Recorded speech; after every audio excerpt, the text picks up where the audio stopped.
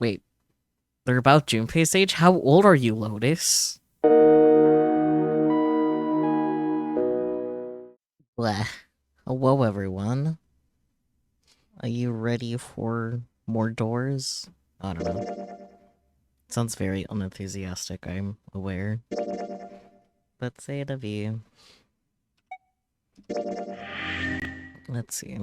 We left off before the next door choice. We were pretty close to it. But we didn't get quite to it because I was tired. Still alive. Ah, yes, the ninth man. Happy to be alive. That cheesy shit. Oh man, this ain't good. No wonder. Why is the key crossed out? Did I miss something?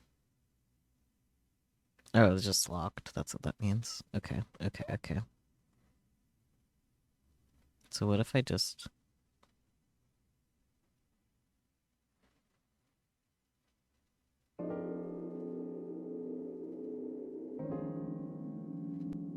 Yeah, Well, okay. we can't let his right. Magic. Like you even mean that. Like that. Yeah, okay, cool. Good to know. Good to know. Anyways. Junpei? Okay. Let's see.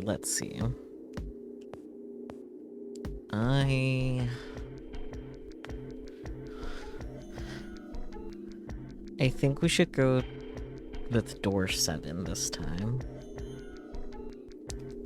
Yeah.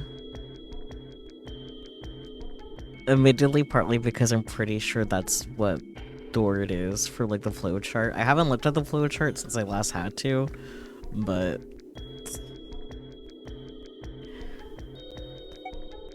we kind of already know what's behind door 3, and I'm curious, like, I guess I could do the math to figure out the digital routes to see if anyone had have to go through door 3 this time, this going through door 7, because I generally don't know. But let's go door 7. I think... I'm gonna go with door 7. Okay, 7 it is. Yeah. Alright then. That means June's gotta go through 8. Okay. I'm pretty sure we got split up last time too. What? Why? Right, because it was Clover, Lotus, and Junpei. So yeah, split up once again. But June is always asking why, because June does not know how to do math. What? Neither does Junpei. Santa grimaced and muttered angrily to himself, but finally began to explain. If the 6 of us are gonna keep going without leaving anyone behind, there are only 3 ways we can do it. Plan A. Have 3, 5, and 8 go through 7, and 4, 6, and 7 go through 8. No, so we get to go with Santa again. Interesting. Plan B. 4, 5, and 7 go through 7, and 3, 6, and 8 go through 8. Plan C. Or 3, 6, and 7 go through 7, and 4, 5, and 8 get 8. I guess so either way, the one goes through door 3. I guess that sounds about right. Right? I don't remember. Memory go burr.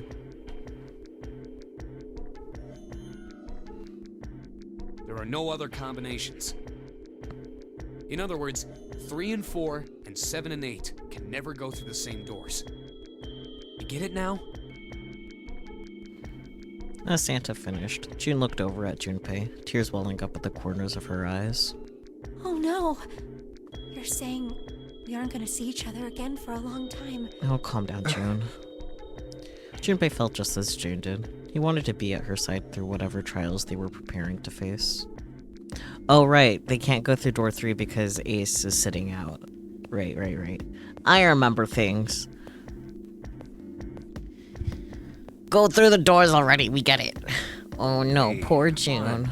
You're making it sound like we're never gonna see each other again. We gotta split up, but only for a while. This is just like when we went and we got split up then too. I'll bet 7. You mean they're Yeah, probably. probably... She didn't sound very hopeful. It was 7 that interjected. I'm sure they're gonna connect somewhere. Why? What makes you think so? Yeah, no, Ace explained that blatantly, or Junpei did. Either way, it was explained blatantly during the safe ending. That's why Ace sat out, because that way no one could go through door 3 and see his crime. If they don't, then neither team can get through door 9. In other words, the game would end right here. Zero's been on top of his shit so far. I don't think he'd blow it now.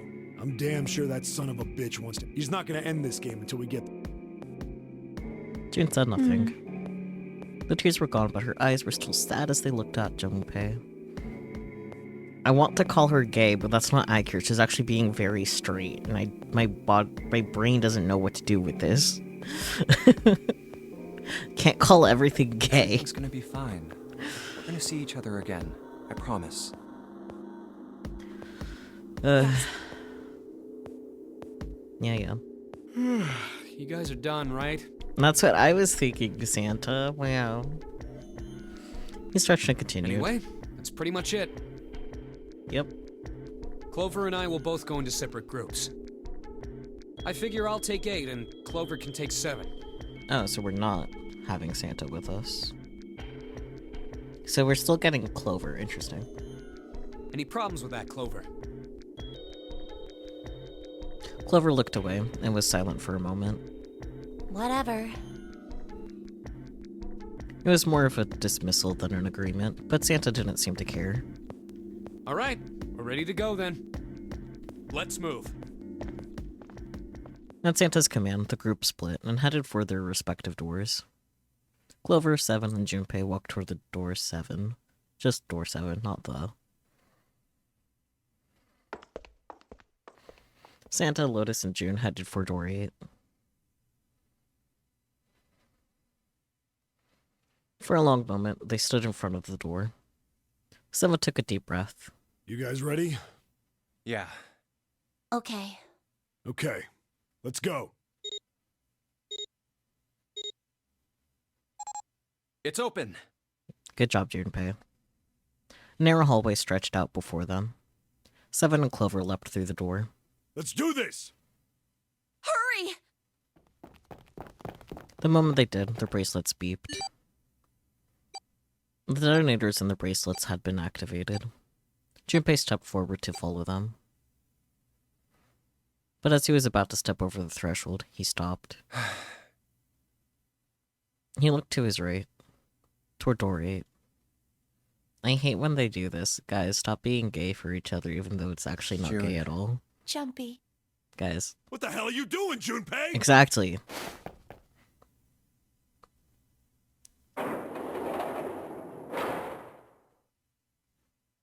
Yep. His bracelet gave a cold electronic beep. Only 81 seconds left! No time to waste, guys! Let's get moving! It hustling. 7 led the way down the hallway. Junpei and Clover followed him, as fast as they could. After what seemed like far more than 81 seconds, they reached the end of the hall. Look! The door on the left! I can see the dead! There was no time to rest or catch their breath. All 3 slammed their hands in quick succession over the scanner panel on the dead.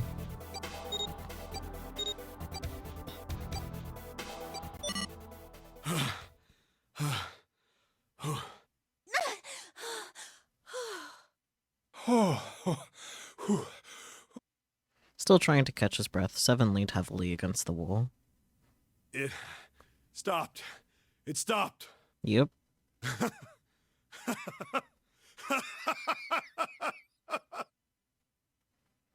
His smile seemed forced and a little crooked. This is the second time we've gone through one of these numbered doors, but...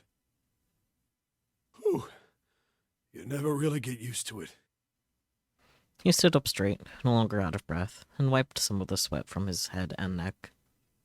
Clover smirked at him. I would have thought a guy your size would have bigger balls than that.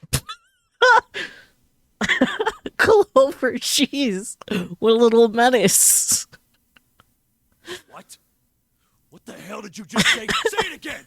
I dare you! Please say it again, Clover. You have no... You little... You wanna die? I I'd like to see you try. You fucking brat. All right, let's go. Guys. Hey, calm down, guys. This isn't the time for this. It's not gonna do us any good.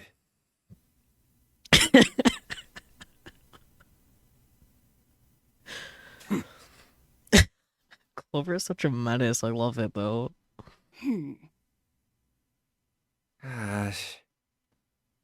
Junpei sighed. Sometimes he wondered if the doors and the puzzles were really the greatest challenge they faced. Wait here for a minute, all right? I'm gonna go see if there are any other doors. They didn't respond, but Junpei wasn't in the mood for a conversation anyway. We just came through this door. And of course it's shut tight. No shit, Sherlock. There's a short hallway on the left here. And an iron wall. I doubt I can get through it. At last he gave up and returned to Seven, who was tapping lightly on the wooden door. This door's the only option we've got, right?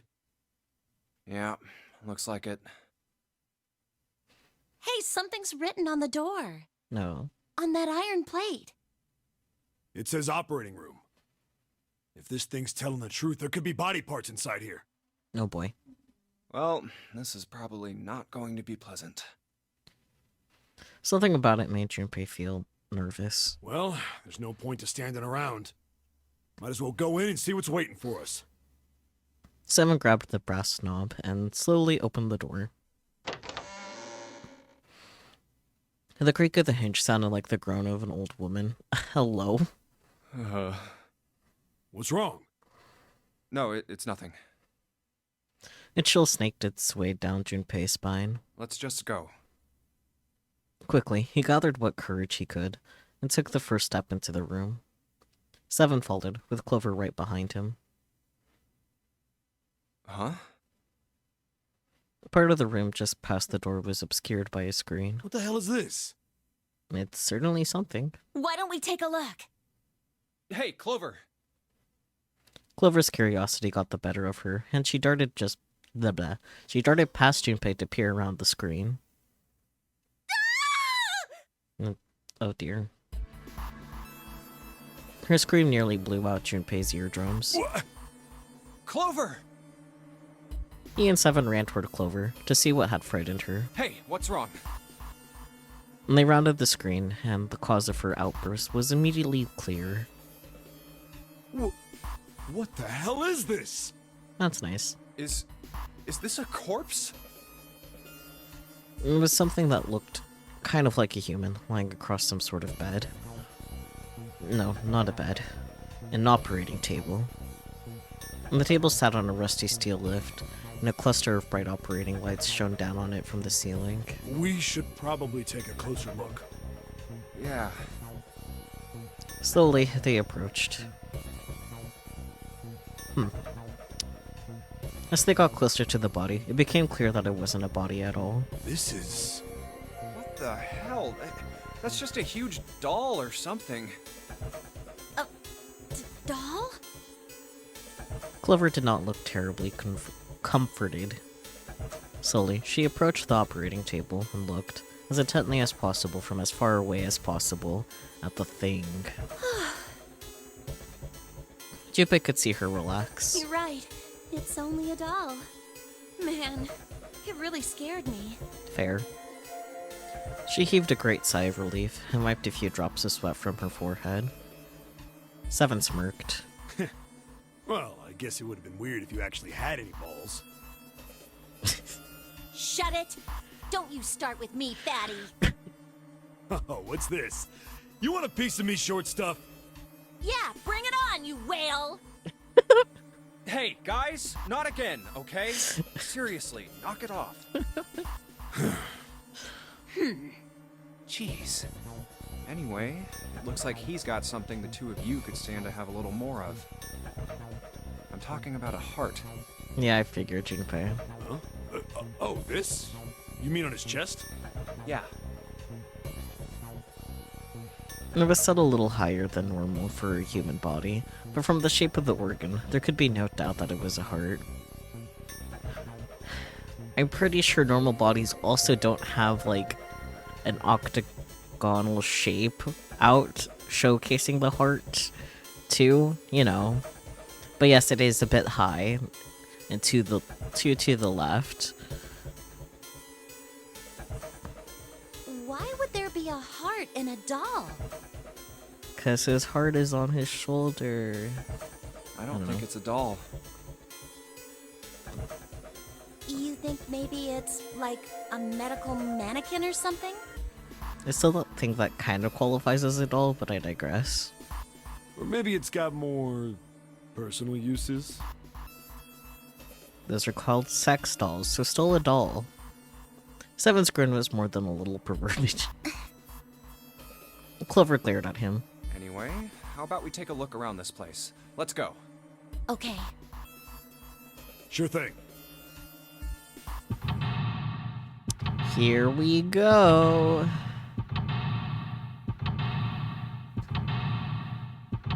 Lots of rooms. Hey, I wonder what this thing is. It says KG on the display. You think maybe it's a scale? Huh? There's some sort of lid on this thing. Why don't you try opening it? Can't. There's no handle. You can't get under it with my nails either. There's something that looks like it could be a scale next to the operating table.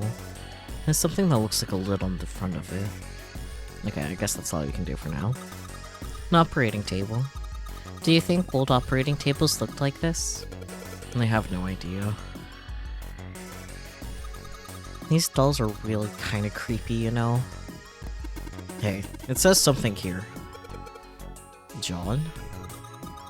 You think that's this doll's name? Maybe. This thing is creepy. I wonder why it's on the bed. Creepy medical mannequin's lying on the bed. Apparently his name is John. Wow. A white cloth.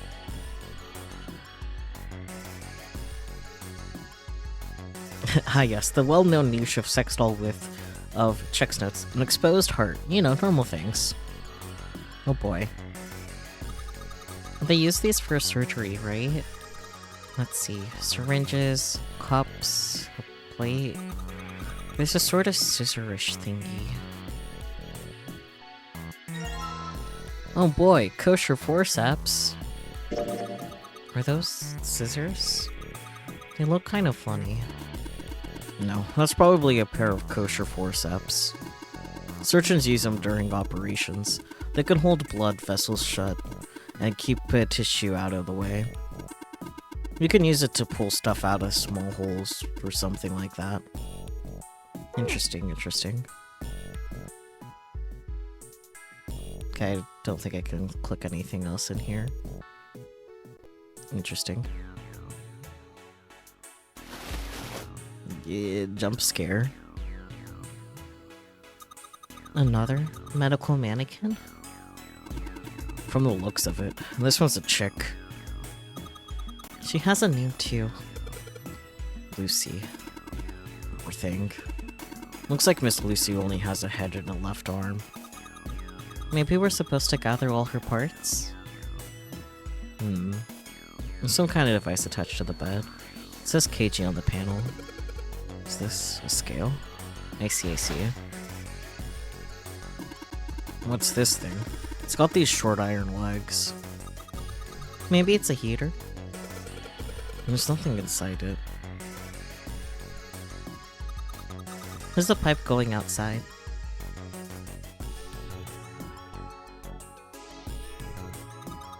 Maybe you're supposed to heat something like that gauze to kill the bacteria. There's a boiling thingy over there. And there's nothing on the lid or in the drawers. Fake chest. Ah, I see. Ew, that's gross. This is the chest. It's a woman's chest. Like you've ever seen a woman's chest, 7. Well, the heart's gone, but it's pretty hot. If that kind of thing turns you on, 7, you're a real creepo. Agreed, though. Oops. Not quite. Here we go. This bed doesn't look very comfortable. Lucy's head and left arm are sitting on the bed. Maybe something will happen if we gather all her body parts. Yeah. I guess it won't let me put it. Okay, I need everything first, I guess. No, dude. There's a lot of different kinds of medication. It's hard to tell them apart. The door is empty. Yeah, nothing here. And there are a whole bunch of different bottles on the shelves.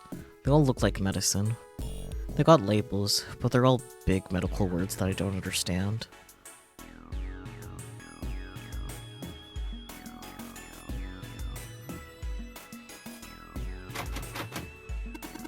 Looks like it's locked. I guess we're gonna need a key for this one.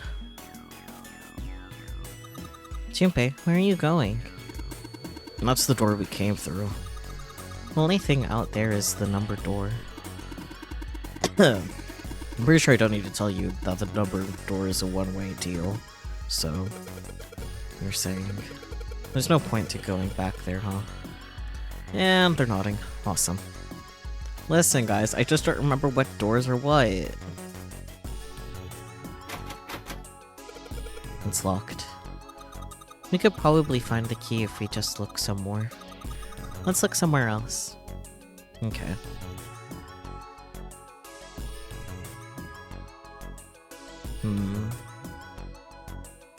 Oh, I see.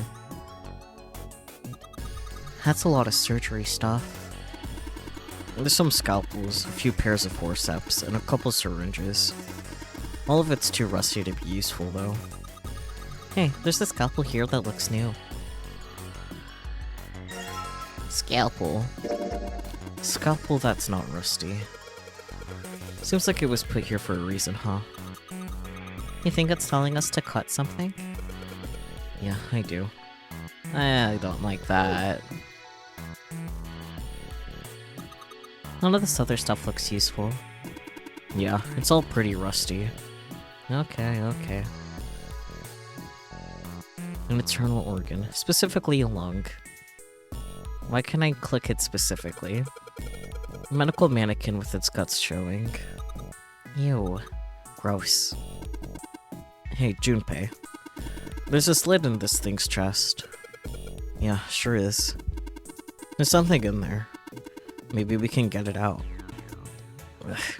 Damn it. This stinking thing won't budge. It's stuck. Well, I guess you can't use force on this one then. We need something small that can fit into that little hole. Man, I wonder what we have that could be used for that. Fake organ. So, we took the organ thingy out of the chest thingy. It's a lung, not an organ thingy. Huh? This part here, on the back. It's all rubbery.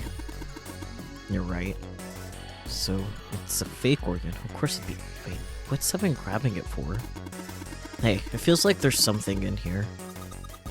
You think we can cut through the rubber part? Oh boy. Let's try cutting this organ with the scalpel. Organ key. Oh boy. Well, that's nice. Organ is... or gone? Really, Clover? I expected more from you. Oh, like you could do better. The organ is Orgon, so true. Okay, we have one key. I believe the other key will probably... Oh, hibba. I should investigate it. There's a key in this organ. Found a key in an internal organ. Okay, that didn't help. This one? Cool, it's unlocked. Well, what dumb luck. Hooks.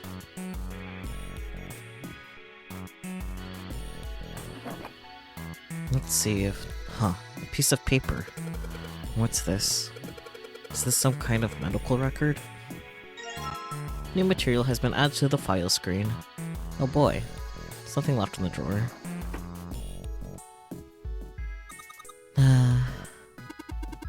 What the hell are you doing? Don't you want to get out of here? But I'm tired. Fair. And there are 4 different lights, each one a different color. White, red, blue, and purple. Does this thing react to something? And then the lights light up? I found a beaker.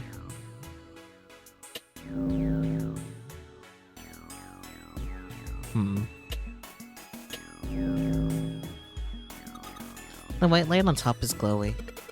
Yeah, but the red, blue, and purple ones still aren't lit. Hum. I'm gonna need something for that then. Wow, interesting. It won't open. It looks like it's locked. There's a red plate on it. Do you think that means something? Damn. It's not opening. Locked, of course. The blue plate on here seems a little suspicious, though. Yeah, I'm sensing a trend, but... Damn, it's not opening. It won't even budge. It's got this purple plate on it, too. I like that since there's 3 of them and there's 3 of those, that they just each read a thing. Sink. The doctors and nurses probably washed their hands here before an operation. Nothing suspicious here. Sink. Doesn't look suspicious. But what if it has a thing in it? Man. Okay. Then what about in here?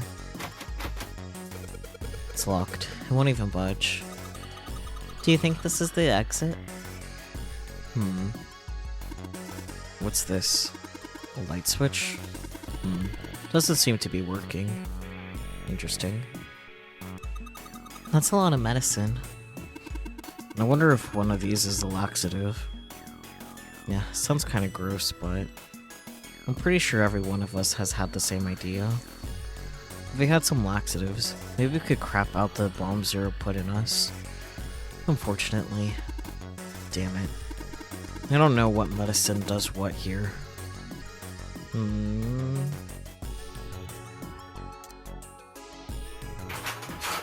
Oh, okay, so it worked for both. Awesome, it's unlocked. There's a note on top of the table. Iron equals 1, salt equals 2, water equals 3.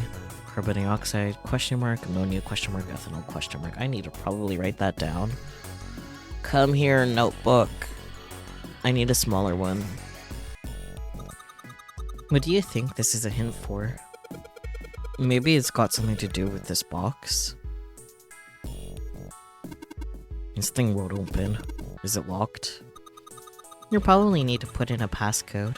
I mean, jeez, they even got a keypad on there. How much more obvious can you get? You can only enter 3 numbers. E is for enter and C is for clear. Once you input the numbers, press E. If you mess up, press C. Let's give it a shot. No, I don't even know what it could be yet, though.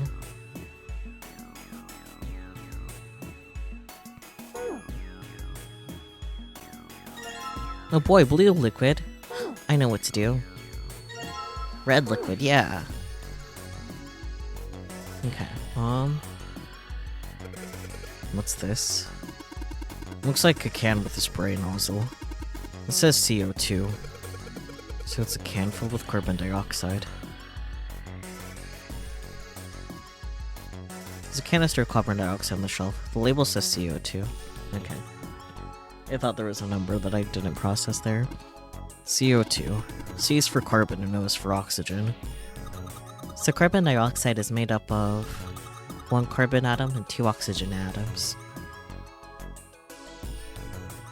Oh. Okay, so iron is just iron. Salt is sin. Okay, so carbon dioxide is 3. I don't know the chemical compound for ammonia or ethanol, though. But I didn't mean to press buttons.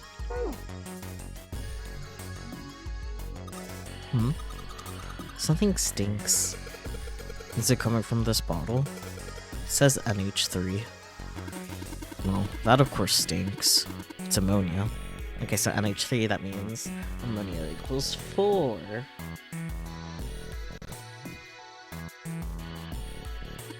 No, good stuff. Let's go for a drink. What are you talking about? I'm talking about that bottle.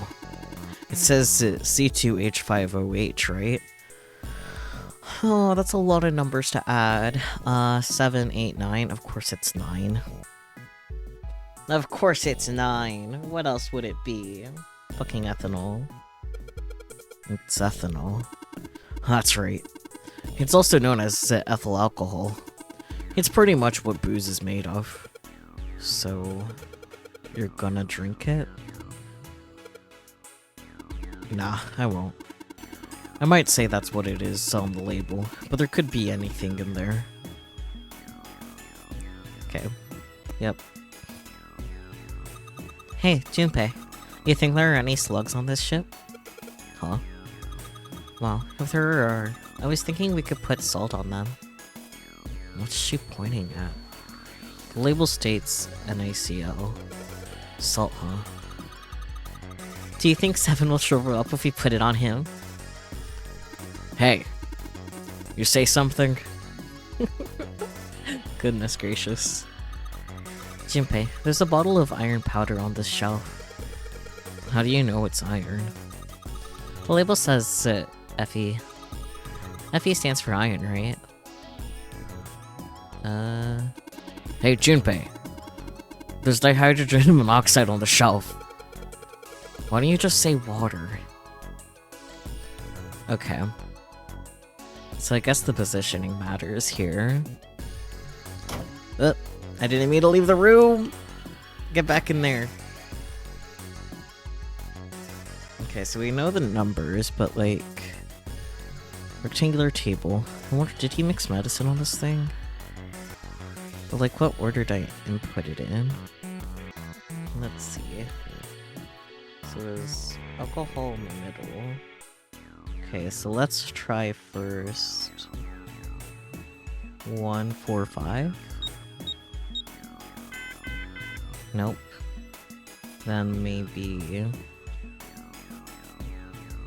2, 9. No. 2, 9. Blah blah blah blah. 2, 9, 3. No. Okay. I don't know what order it wants me to put them in. Maybe we'll find that out later in the other room.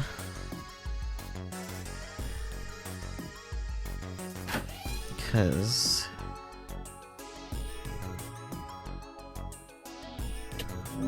Okay.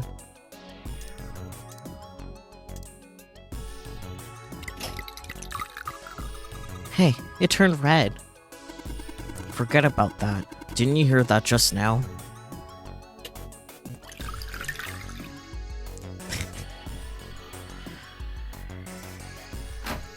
Okay, leg jump scare. Locker with a red plate on it. There's nothing left inside. Alright.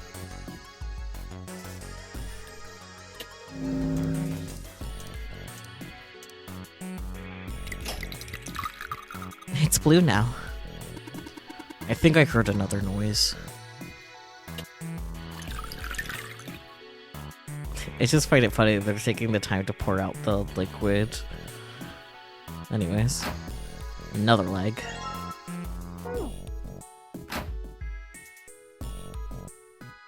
I know.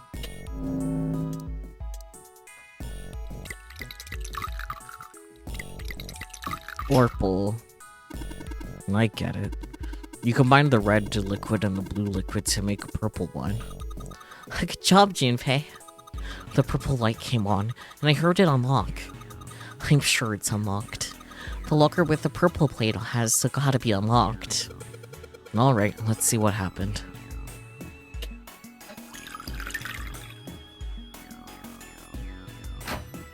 Wee. Fake stew meek. Okay.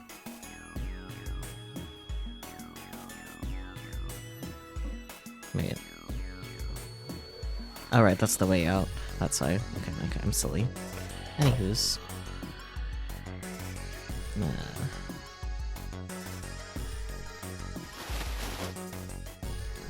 Lucy's head and left arm are sitting on the bed. Maybe something will happen if we gather all their body parts. Do we not have all of them? Chest, stomach, legs.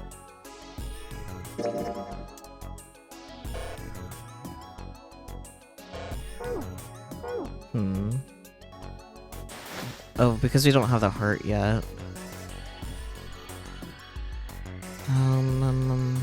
Maybe the heart's in that safe then.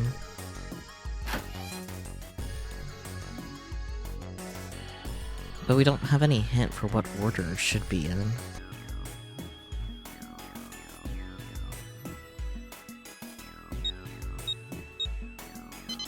Nope. Okay. Oh. Okay, so it was just the ones that were missing. I'm so smart. Alright, she was missing an arm too. Empty box. There's nothing left inside. Alright. I'm so smart. You think we should go back? Yeah, I think that's probably best. Clover nodded and left. Junpei was about to follow her when he realized that Seven wasn't following suit. Hmm? What are you doing, Seven? Hey, Seven, what's up? Oh, well, He looked up at Junpei distractedly, and then back down at the brown bottle he held cupped in his large hands. Buddy. Is that a medicine bottle? I got curious about it. Here. In response, Seven tossed the bottle gently to Junpei. He caught it and twisted it around to read the label. Ethylene diamine tartrate? Yeah, that's right. CDT. What kind of medicine is that? It's not medicine. I think it's an industrial strength detergent. Alright. Why would they have something like that here? Well, probably to clean stuff up. Clean what up? Fuck if I know. It looks like it's cleaned my brain up. Junpei looked up from the bottle. You remember something? Yeah. Huh? Seven nodded slowly and spoke. Well, I remember a story about EDT. Interesting. Happened about 50 years ago. Why do you remember so much stuff that, like, does not pertain to you? Because you're not that old, as far as I'm aware. There was this factory somewhere in America making big old EDT crystals. Of course, it's America. They were making it to sell as an industrial strength cleaner, like I told you before. But a year after the factory started up, something strange started happening with the crystals they were building. Water molecules started attaching themselves to the EDT crystals. This made them into a sort of mutation of the original crystals, called a hydrate. Once the crystals turn into a hydrate, though, it's useless as a cleaner. The factory had to just dump the crystals. As a hydrate, they were useless. But it didn't end there. Is this the Ice 9? After that day, the same thing started happening in EDT factories everywhere, even ones nowhere near that first American factory. Okay, that is like the third thing that is like this. They'd been making crystals the same way, with the same materials and the same equipment and environment. In a weird way, the fact that this is the third thing like this that we're getting just out of nowhere makes it feel like we're on track for the true ending. But I could just be being silly here. But now, all of a sudden, every single crystal they formed turned into a hydrate. In fact, ever since that day, no factory anywhere has been able to make a pure EDT crystal. Even in EDT research done years before, they'd never gotten a hydrate. After it happened at the first factory, it just spread. It was like, man, how do you say it? Like the molecules were communicating with one another, transmitting information in a way humans couldn't perceive. This phenomena spread throughout the world, right? Junpei looked up at Seven with half a smirk. Seven stared at him dumbfounded. Yeah, that's it exactly. But how did you know? I heard another story, kind of like that one. When? In the freezer?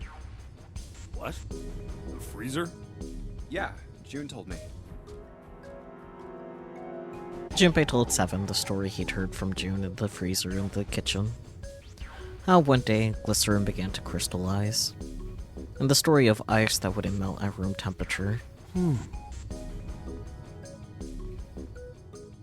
When Junpei was done, Seven looked thoughtful and absent-mindedly rubbed the scar on his chin. Ice that doesn't melt at room temperature, huh? That sounds familiar? Yeah, hold up. I feel like I can remember something. It's right there. Seven squinted. His eyes stared off into space, as if he were trying to desperately as if he were trying desperately to focus on something far away. Do you?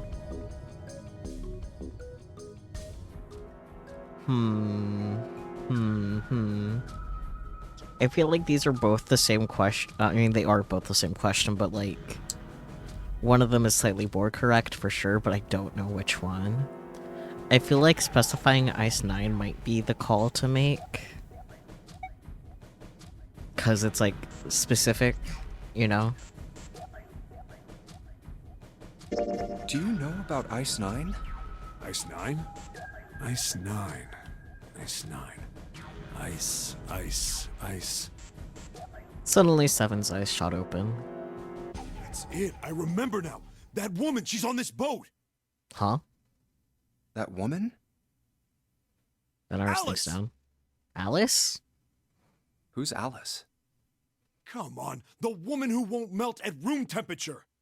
Lotus? Huh? It became clear to Seven that Junpei had no idea what he was talking about. He ran his hand across his face and took a deep breath.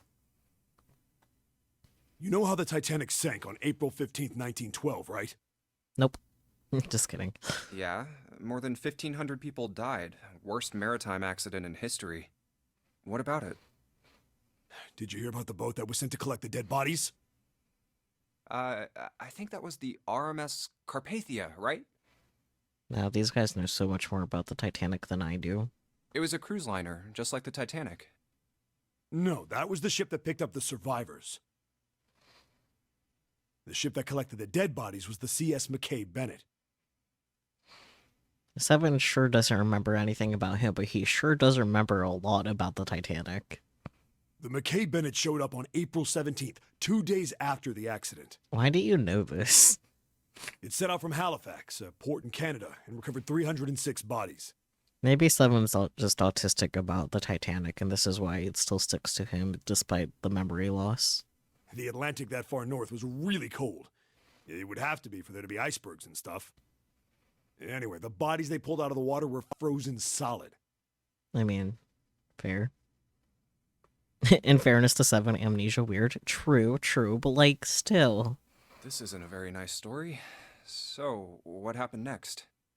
Well, they say the McKay Bennett recovered something more than just dead bodies. Yeah. There were various bits of stuff floating around in the water. Things the drowned had carried with them, or stuff that dislodged as the ship sank. One of the things they found was a coffin. Oh boy. A coffin? Yeah, a wooden one. The craftsman who made it must have been pretty skilled. It wasn't just a wooden coffin.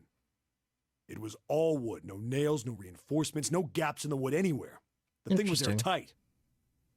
The crew got pretty curious about what might be inside it and opened it up. They had to get a wedge and hammer it open. It was so well made.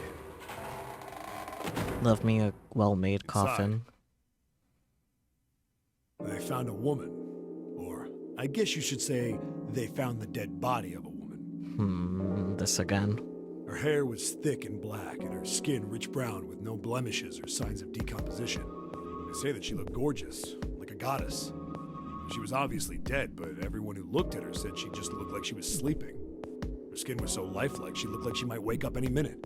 And she didn't. Like the rest of the bodies they found, she was frozen solid. Eventually, the McKay Bennett finished searching and returned to Halifax. The 306 bodies were unloaded and taken ashore. However, it was warm enough that they began to thaw. They say that the stink was horrible. I can only imagine. But there was one body that didn't thaw. And that was... The girl in the coffin! That's right. Everybody thought for sure that she'd melt and start to rot like the rest of them eventually. But weeks passed and nothing happened. And a month passed, and another. And it was summer, and she was still frozen solid. After a while, people started to say she was some sort of miracle. Rumors about her started to spread. people came to visit Halifax from all over. After a while, people started to call her All Ice. Alice. I see. Of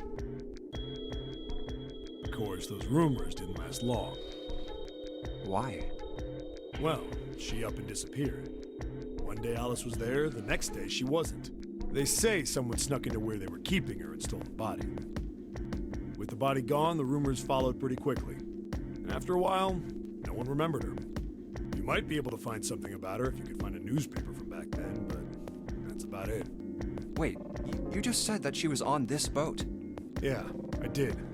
Alice has got to be somewhere on this ship. Now why the hell would you say something like that? Because I know. And just what is it you know? What happened to Alice after she was stolen? Did you steal her or something? Junpei gulped. Alright, tell me. What happened to Alice? Seven nodded slowly and took on the look of a man recalling something long buried. Well, around that time, the word was that there was a special black market in New York. All millionaires from all over the world. I've heard that Alice went up for auction there. The person who won the auction was Lord Dashiell Gordain. You've heard that name before, right? Yep. Lord Gordain. Oh, isn't he the guy who bought the Gigantic? The Titanic's sister ship? Yeah, that's him. Although I guess he hadn't done that yet. What do you mean? Gordain bought Alice in 1912. 4 years later, in 1916, he bought the Gigantic. And he hid Alice somewhere on the Gigantic. But nobody knows where. He died in 1931. And apparently he died without ever telling anyone where Alice was hidden. However, What?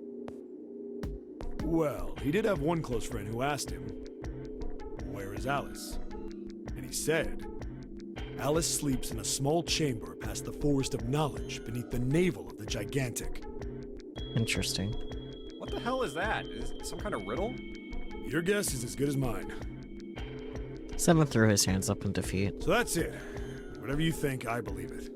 She's hidden somewhere on the Gigantic. In other words, she's hidden somewhere on this ship. Before Junpei could dispute Seven's rather bizarre claim, as Junpei was trying to figure out what on earth he was going to say next, Clover's shrill voice pierced the room. Hey, what are you two doing over there? Stop wasting time and get over here. Clover's right. Okay, we're coming. Jeez. Seven looked at Junpei. Yeah, so anyway, that's the story. It might be useful someday. Don't forget it. I'm sure it will. With that cryptic remark, he turned and left the room. Alice. Huh. Junpei was left behind to ponder what he just heard. He tried to remember what June had told him earlier. That mummy wasn't just a normal mummy. They say that she was frozen. The story says that from the time of its discovery all the way through to when it got put on the Titanic. Even though it was carried through the desert, her body never melted. The Then was coffee's that cold. Egyptian priestess Alice? Did the water in her body become Ice 9?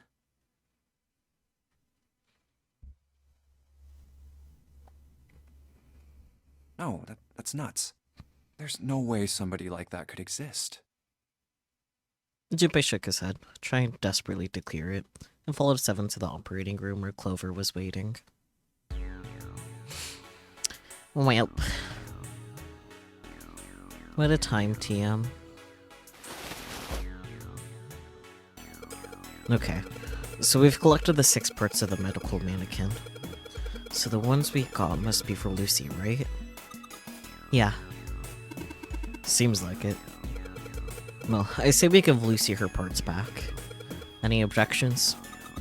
Nope. Agreed. Alright, let's get started. Combine!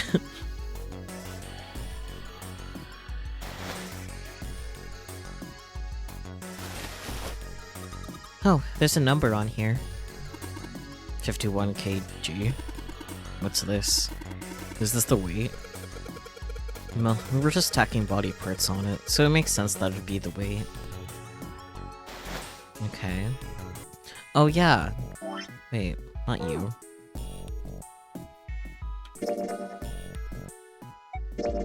Medical record found in the preparation room. It has records for the 2 mannequins. There's a male mannequin named John and a female mannequin named Lucy. The record shows that each mannequin's total weight and the weight of their individual parts. Okay, so John's supposed to be 51 and Lucy's supposed to be 53. So... interesting. Well, it doesn't make sense because it says John is 51, but all his measurements are larger than Lucy's. Okay, well, whatever. Either way, Lucy needs to be up a little more. Hey, nothing happened. That's odd. Maybe it's the wrong weight? Wait. Yeah, well, you know how there's a scale on the side of the bed? Maybe we need to get the scale to a specific number. How are we gonna do that? I think we're supposed to swap her body parts with John's. Oh. Let's give it a shot. Operating instructions. The screen will display 2 medical mannequins. You can switch their body parts by selecting the part you want to switch out. Alright. Okay, cool, and it tells me how much. Okay, so their left arms are firm.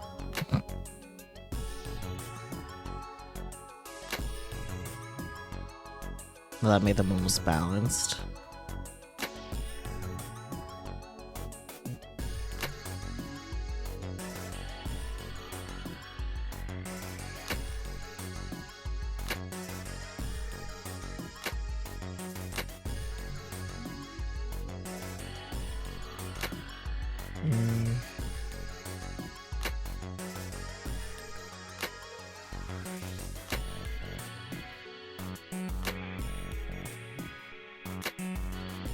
So close yet so far.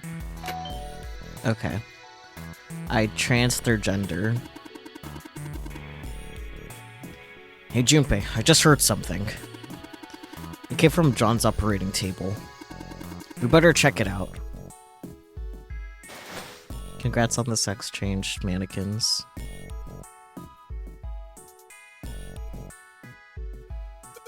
Huh? The lid on the scale. Key. Hey, it opened. No, I get it. It must have opened because we matched John's weight to what's on the chart. Yoink.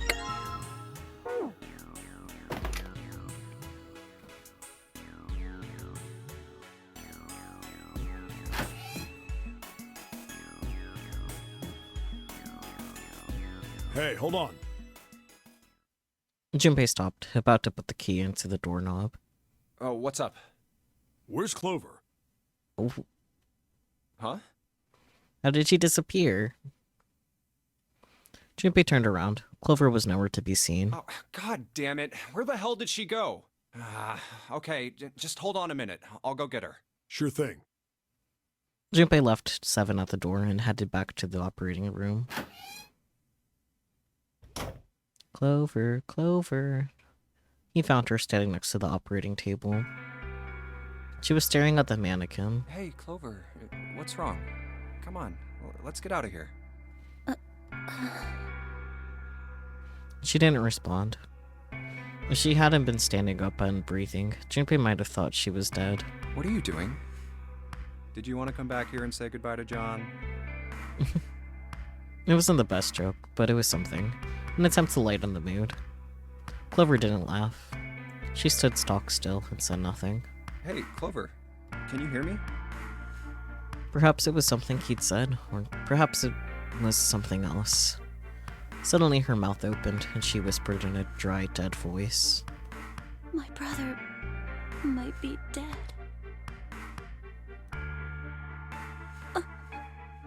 Huh? That's why we couldn't find him. If he's dead, I'm going to be next. Suddenly the operating room felt very, very cold. What are you talking about? What's wrong with you? He gave her a small shake, but she still didn't respond.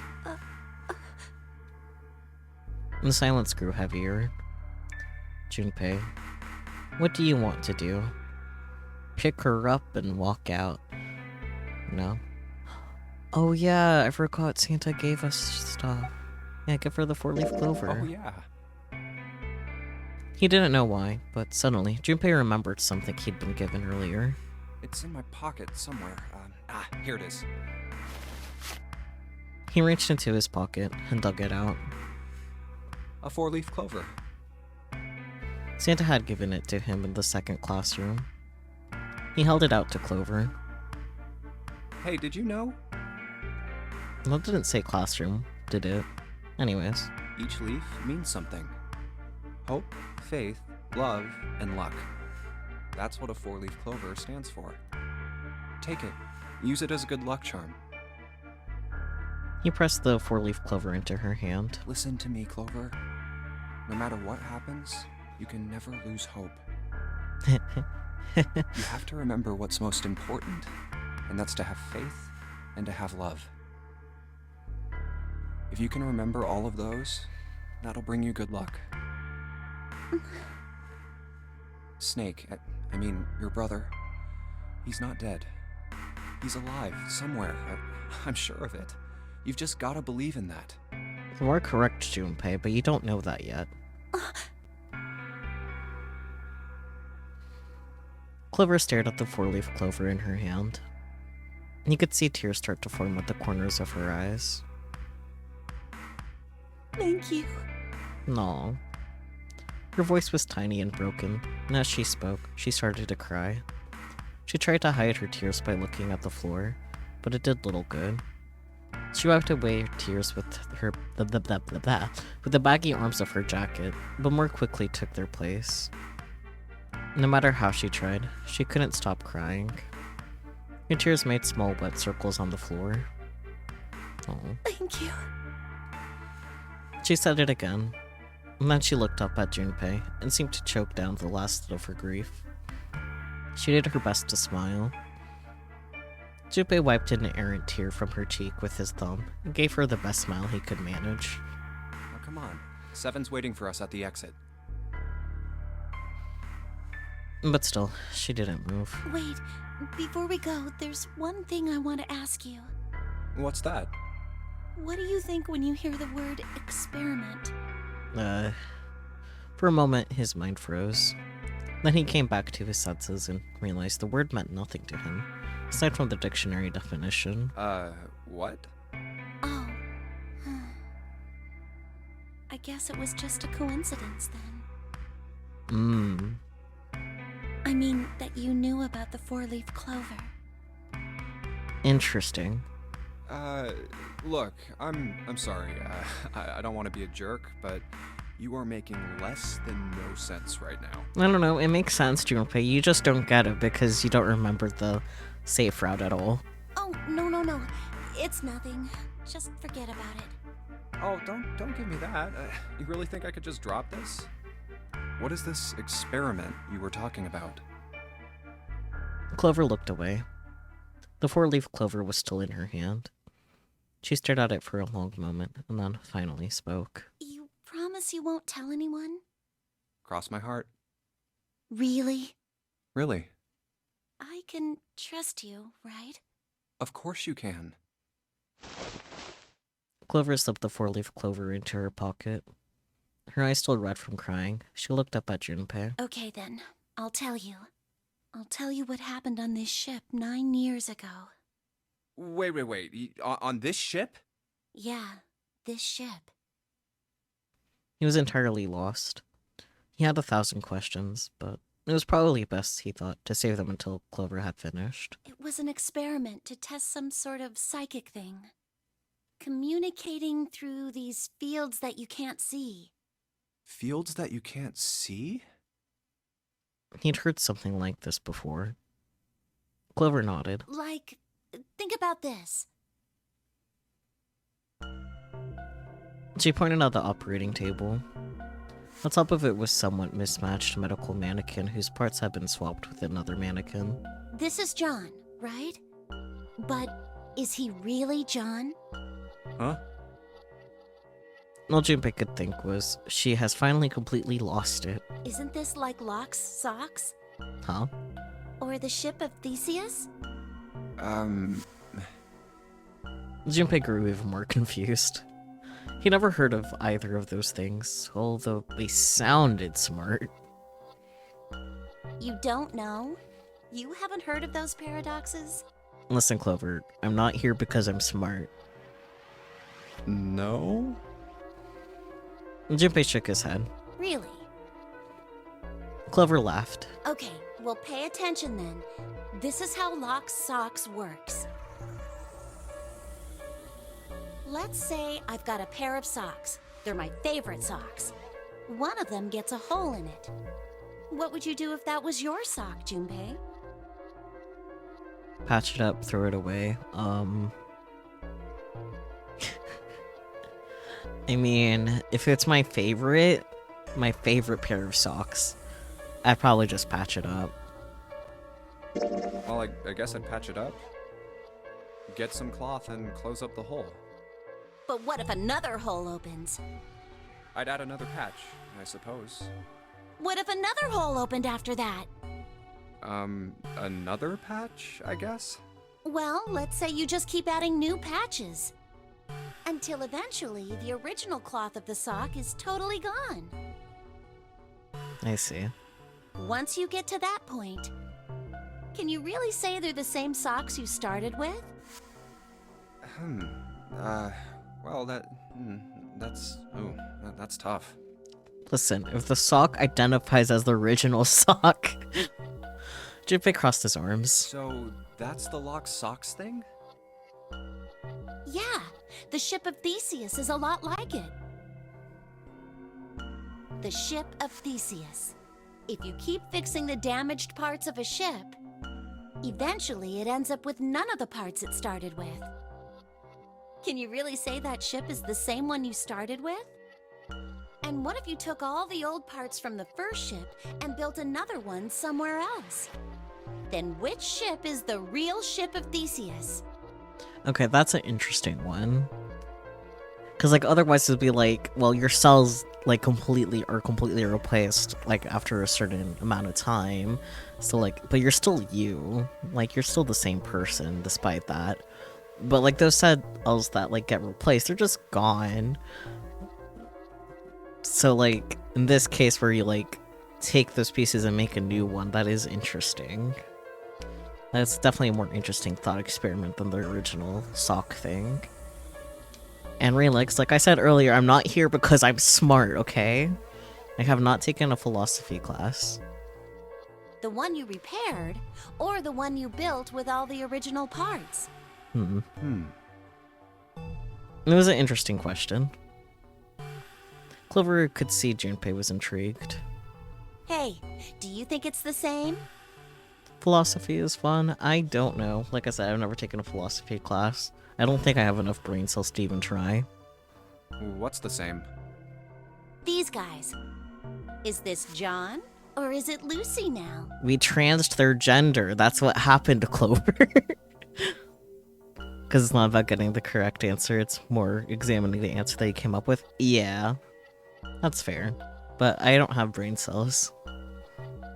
Junpei looked at the operating table again. A mannequin full of body parts from a different body. Clover had been right. It was just like Lock Socks and the ship of Theseus. The part of the body that holds a person's identity is the head. Of course, for many hundreds of years, conventional wisdom had held to that a man's identity resided in his heart, or any of a number of internal organs. In here, they had both. John's head and heart are both his. But apart from those, and a single arm, the rest of his body was once Lucy's. They trans their genders. Was that mannequin really John? We're just like these mannequins. I mean, my gender has been transed, but that is beside the point, Clover. She looked at Junpei again. Think about it. The cells in our body change every day. Hey, Old I ones mentioned die that. and new ones are born. Maybe part of my arm is made of stuff from a fish I ate once. I mean, maybe. Or maybe part of your right side is made from a cow you ate. If you take it a little further, those cows and fishes are made from something else too, right? Fishes. That's how we're all connected. Through fields that can't be seen with the naked eye. The silence was broken by Seven. Hey, what the hell is taking you two so long? A philosophy lesson. Don't worry about it. Seven's head appeared in the doorway. He was not happy. How long are you gonna make me wait? We don't have time to screw around.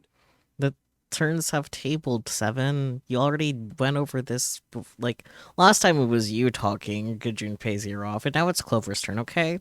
Balance. Equality. Junpei and Clover looked at each other. Clover looked at Junpei as if to say there was more she wanted to tell him. She shook her head. Whatever she had to tell him, she didn't want to tell him in front of Seven. Seven seemed to catch on. Oh? What were you two doing? Was this some sort of secret meeting? Perhaps a little bit as a treat. No, it wasn't. We were just Just... playing with the mannequins. Huh? Let's go, Junpei. We were playing dolls. Don't worry about it, Seven. Moving a little bit too fast to be entirely innocent, Clover headed toward the exit. Seven stared after her, then turned to Junpei with an amused expression. Playing with mannequins, huh? Yeah, playing with dolls. Don't worry about it. Didn't know you were into that kind of thing, Junpei. Huh? You're a dick. Junpei dashed past him and traced Clover's path out the door. With a short laugh, Seven followed. They stood in front of the door. Junpei took out the Jupiter key. All right, I'm gonna open it now. Is that cool? You don't need to keep asking, just do it, alright? So true. Fine then. He slid the key into the keyhole and turned it. He felt it unlock. The door opened with a soft, melancholy creak. Beyond it lay a simple, white hallway. There was no fanfare or confetti. Obviously, there was no one there to applaud them. They simply walked through the door. That was it. All right, let's get going. It opened? Yeah. Hey man, what's up with you? You're so serious, you know? Can't you sound more happy, get a little excited? You missed it last time when we were in different rooms, Seven. The Fruimpia. I totally butchered it, but Not really. Junpei turned away from Seven and took his first step down this simple white hallway. My brother might be dead. I'm going to be next. Clover had told him only a few minutes before that her brother was probably dead, and she was likely to follow him. Like hell I can. Not after hearing something like that. Glares at Ace. They left the operating room. The hallway took them around several corners and past several doors, but they were all locked. There too, huh? Every door in this place is locked up tight. How about that one? The final door was hidden in a corner of the hall. May as well give it a try. Junpei grabbed the handle. As he made to push it open, a voice stopped him. The voice came from behind him and belonged to neither Seven nor Clover. Jumpy! Huh? He spun round. He saw someone running toward him from the other end of the hallway. There were 3 people coming toward Junpei and his companions. June? And Santa? And Lotus too? They pulled up short in front of Junpei, breathing hard. Whoa! What the hell is this? What are you doing here? What? But we didn't... Before he could finish, Clover spoke. Hey guys! Could you come take a look at this? She was standing near the end of a small hallway that branched off to the right. The rest of them ran over to her, curious as to what she'd found. Look on the wall here. There was something on the wall at the end of the hallway. Map. A map of the ship's interior? It says C. So it's the map. Yep, okay. Door 7. Door And 7 and yeah. Let's see. No, so we're in this. Okay, so it's still slightly different from what we did before then. For now, anyway.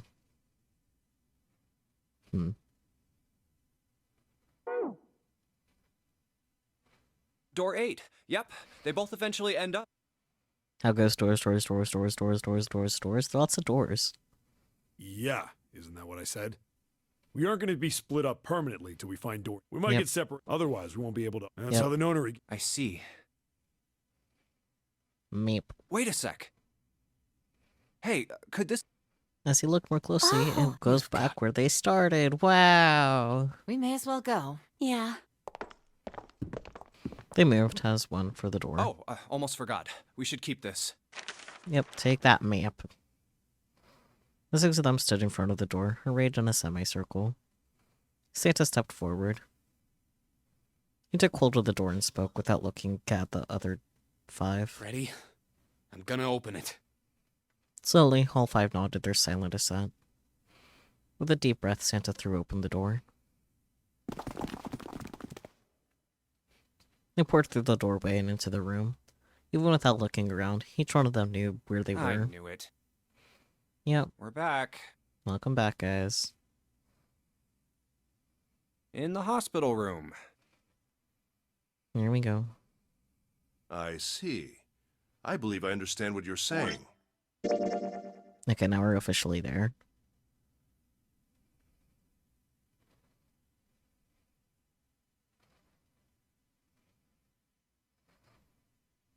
One, 2, 3, 4. All right, 7 pieces.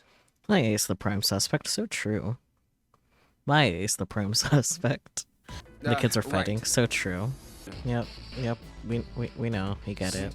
We got it, Junpei. You don't have to explain everything. I want to go through. I'm inclined to go for door 2. And just try, because like it hasn't even been that long. Because I want to figure out like when to stop for the night, and I wanted to check the flow for that kind of info, but I guess not. Because like I'm thinking, I'm not sure if I want to end before starting the puzzle or after the puzzle, you know? Door 2 should be fast. Okay, then.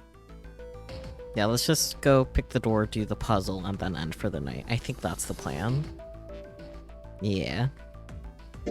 My choice is door 2. Santa was unconvinced. Hey, wait a minute there. If you remember correctly, door 1 has 2 puzzle rooms. Ah, I see. You cheating? What? Cheating? I'm asking if you changed your number after you heard what doors we wanted. How could I do that? I wrote it down on the paper earlier. Let me see that. Sure, here. Junpei shrugged and handed it to him. Santa examined it furiously. The others peered at it as well. As they did, Junpei quickly slipped the piece of paper he'd been hiding into his pocket. Although he'd never know it now, Santa had been justified in his suspicions. Junpei had switched papers. I had 3 pieces of paper ready. Junpei. For doors 1, 2, and And I 6. put the one with door 6 on it into the pot. He put a small mark on it so that he would know which one was his. I just needed to make sure I drew last. Junpei. After I saw everyone else's result, I just chose whatever door I wanted. Junpei. If the number I'd already put in matched, then I didn't have to switch the paper out. Well, what does it say? He fought the urge to smirk. You got lucky. Santa snorted and tossed the paper aside, frustrated. All right. So we know who's going through door 2. It'll be me, Lotus, and Junpei. 7 plus 8 plus 5 equals The only 20. problem's the other 2 teams. June and I want door 6. Clover and I choose door 1. That's not good. We can't open either of those doors with only 2 people.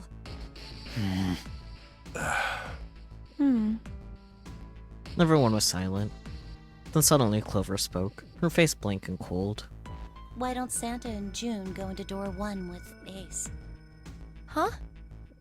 Well, They looked at one another. 3 plus 6 plus 1 equals 10, 1 plus 0 equals 1. Finally, Ace spoke. And what will you do, Clover? I'll be waiting at the stairs. I don't like that option. You guys are coming back here, right? That's what 7 was saying, wasn't it? I mean, true, but... That'd have been what 7 said. I guess you should be We are gonna safe be since split up Ace won't be permanently till we there. find door 9. Yeah, that's true. But, yeah, so, like, since Ace will be in his own little room, trapped, Clover should be fine.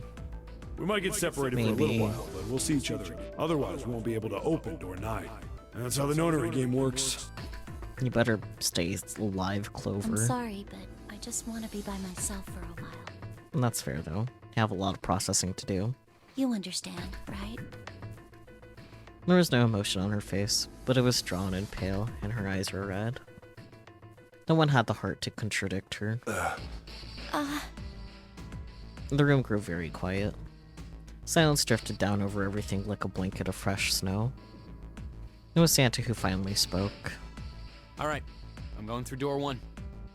That all right with you, June? Yes. June nodded. Well, we'll be going then.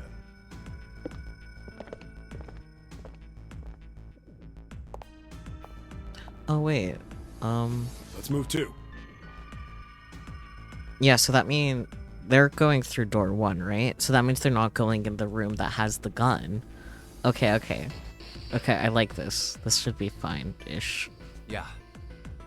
Right. Let's go.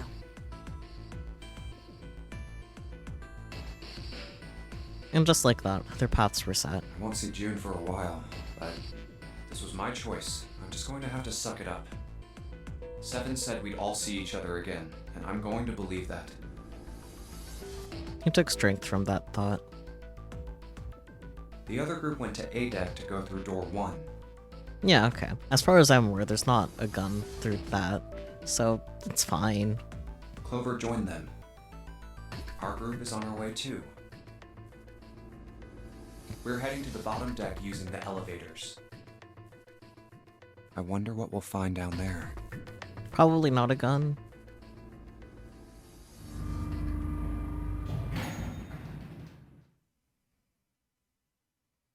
And they stepped off of the elevator and headed for door 2. We ready? Yeah, anytime. I'll go first.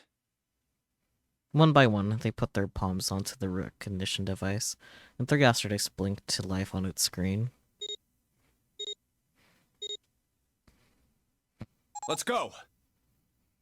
The door opened, and they leapt inside.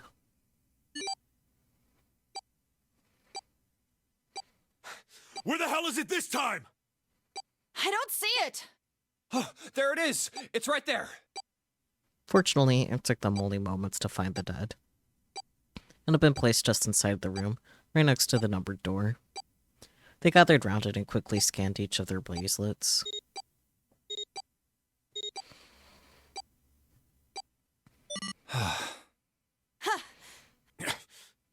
It stopped. Yeah, it stopped. Junpei could feel his heart pounding against the inside of his ribs. 7 will notice her breathing hard and fast. Man, I'll never get used to that. I'm not sure it's something I'd want to get used to. Fair. We should finish this game before imminent death becomes a normal thing. Also fair. Damn right. All right. Junpei looked around again. This hallway's pretty short, but it's got 5 doors. 3 on the left, and only 1 on the right. Don't forget the last one at the end of the hall. But it's got a metal plate over it, so I doubt we're gonna get anywhere that way.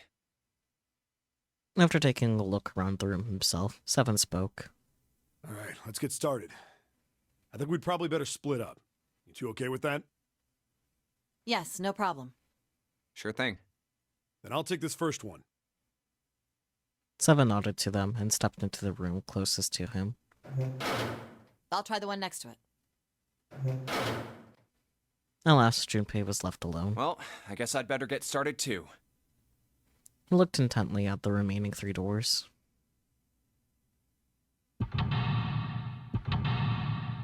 Emergence.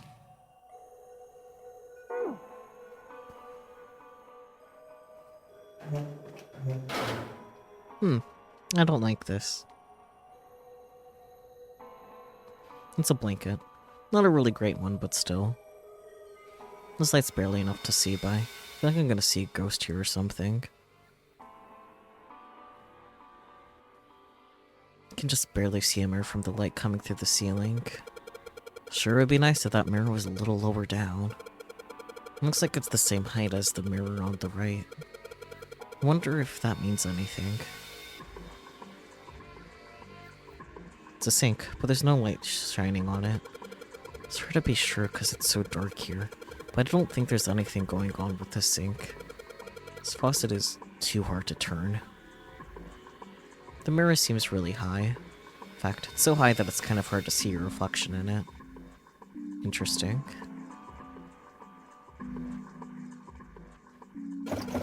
Ah, God damn it. No matter how hard I pull on this damn thing, it won't budge. Guess I won't be opening this anytime soon. Doesn't look like it's got a keyhole, and there doesn't seem to be anything stopping it. How the hell am I supposed to open it? Interesting.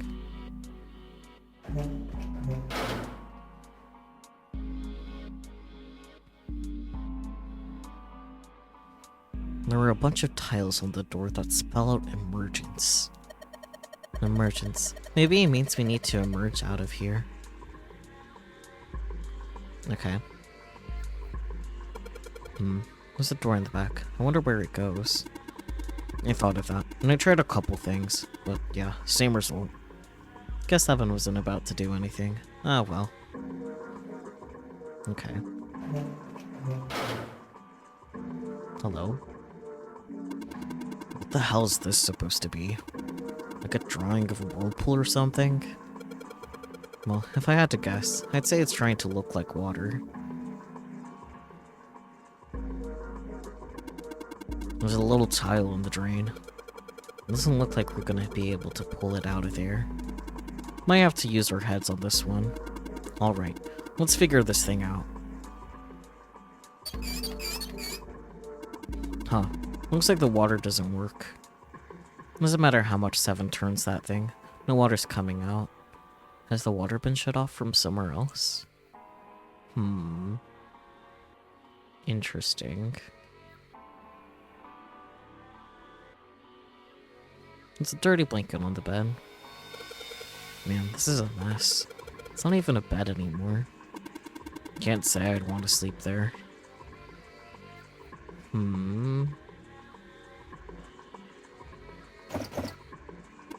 Huh? What the hell?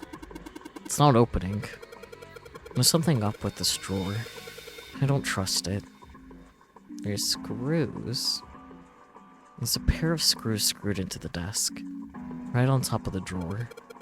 Doesn't matter how old this thing is. I'm gonna have a tough time if we just try and break it open. It's probably gonna be a pain, but I think we need to figure out a way to get those screws off. A screwdriver, probably. But okay.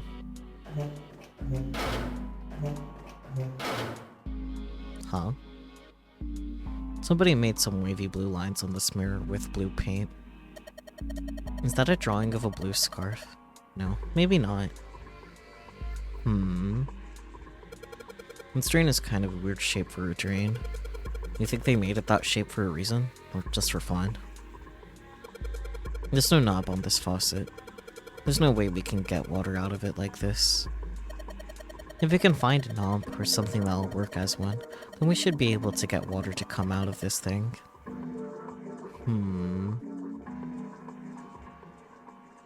No, it's a little area here. This paper seems to be pretty old. Ew, how the hell can you touch that? It's horrible. No, it's not like I've really got a choice, do I? It's not like I want to. Hello? Moon? What a filthy, disgusting moon. Yeah, it's pretty filthy, but it's a precious hint. Let's remember it, alright?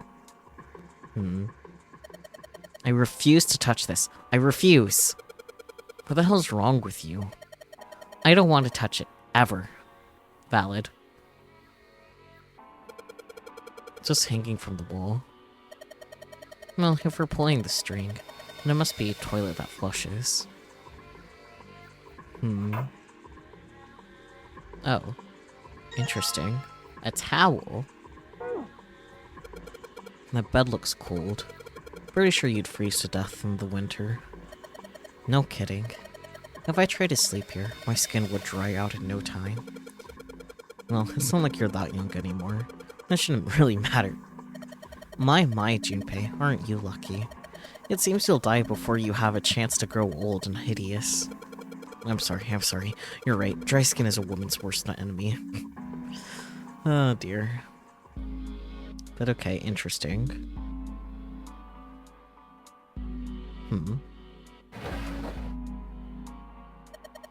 There's nothing in the drawer. Yeah. Something's not right, though. The handle on that drawer doesn't really fit, you know? It just looks messy. Why don't you take it out? Alright.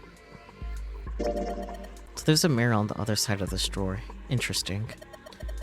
It's kind of odd shape, and it looks like someone attached the handle with a screw after the fact. Weird. Can I combine that with this? No? Okay. How peculiar. Go back here again. Oh yeah, we could probably use this mirror to reflect the light. I just gotta figure out where to reflect the light. Maybe if I go somewhere that's a little easier to shine light on. Okay, it's nice to see the sink lit up, I guess, but all it shows me is the pipe. When I shine the light on the mirror in the back... Is that a number? So if I shine light on this mirror, then I get to see some numbers. I can see a 4 on the left and 7 on the right. Write that down, Where's my pen? Right here. 4 and 7. So if I shine the light on the mirror in the back... I get it. If I shine light on the mirror, symbols appear. The left side has a sun, and the right has a moon symbol. I'm gonna remember this. Sun, moon. Pokemon Sun and Moon, so true. It's nothing special about the toilet paper. Yeah, okay. Yeah, okay, so I guess that's it.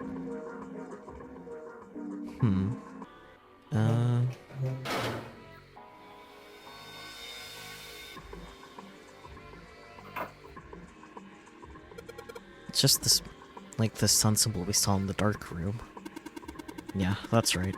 There was some kind of number hint there too. You think maybe the number was how many times we took a piss? No, it's gotta be how many times we flushed. Ah, interesting. Toilet paper tube, huh? Seriously, doubt I'm gonna need this for anything. Well, this part is thinner than the rest. In fact, it doesn't really look like it's part of the rest of this thing. This rod feels loose. Maybe if I give it a couple turns. Here we go. Wee, screwdriver shaft. Interesting. But, hey, this handle's pretty loose. Loose? You think it'll come off if you pull on it? It fell off. Huh, look at this. The handle doesn't really fit on the string. Maybe it wasn't meant to be attached to it. Well, I know what to do with it. So if I just stick this metal rod into the handle... Screwdriver! But anyways, can I... The thing you can manipulate in this room is that string. Chances are they made this puzzle so someone wouldn't trigger it by accident.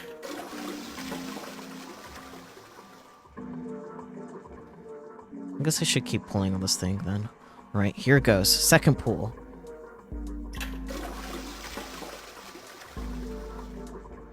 Third pull.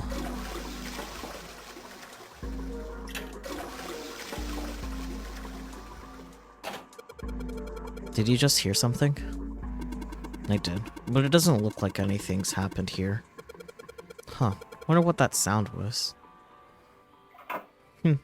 Interesting. Okay, do something here.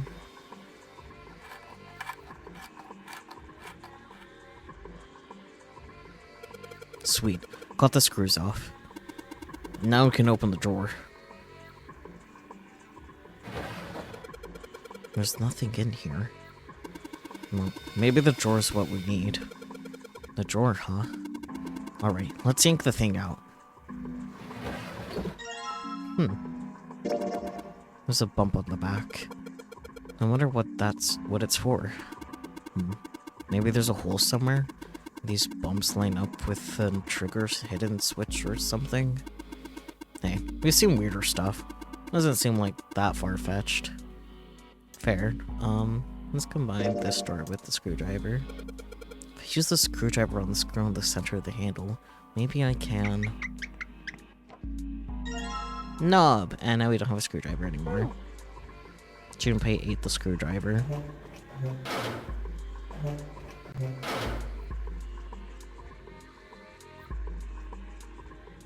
So this is what the moon symbol was pointing to, huh?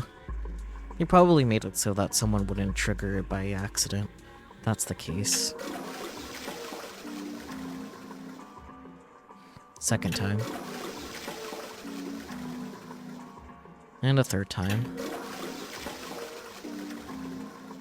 Fourth time. Fifth time. This is the 6th consecutive time.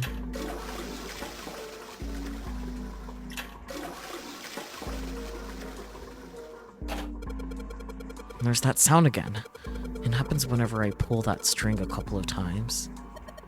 It wasn't a couple of times, but I digress. Junpei, did you hear something from the other room? The other room? You mean from the dark room? Okay. But anyways, this first.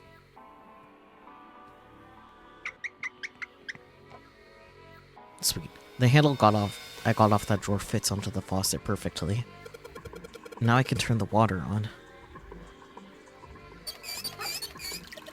Junpei, what are you doing? It's pretty obvious, isn't it? I'm running the water. I can see that. I'm asking you why you're just letting it run like that. Think about it, Lotus. This faucet didn't have a knob when we found it, right? What do you mean? Just watch. Anytime now. Hey, water's filling up. Doesn't that just mean the pipes are clogged? Whoops, let's turn it off for now. So, did anything change? The water stopped flowing. Thank you, Mr. Obvious. Ugh, Junpei, I'm leaving this one to you, alright? Fair. I have an item. This sink is totally filled with water. Yeah, to put the towel. No? Fine. Be that way. I'll worry about it later.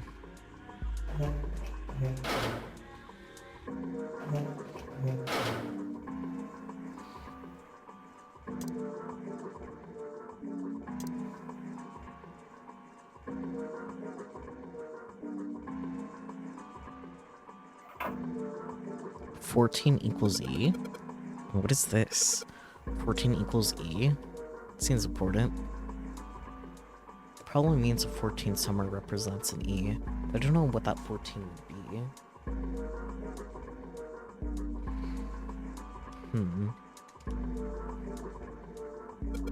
Toilet paper. Still wide enough for me to know what it is, even in the dark. There's nothing out of the ordinary about it. You can just barely make the string out for the toilet, but I can get a hold of it. Damn it. Kind of pisses me off that I can see it, but I can't touch it.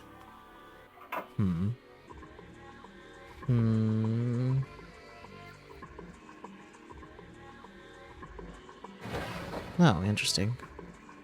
Well, this door opens easily enough. Tiles.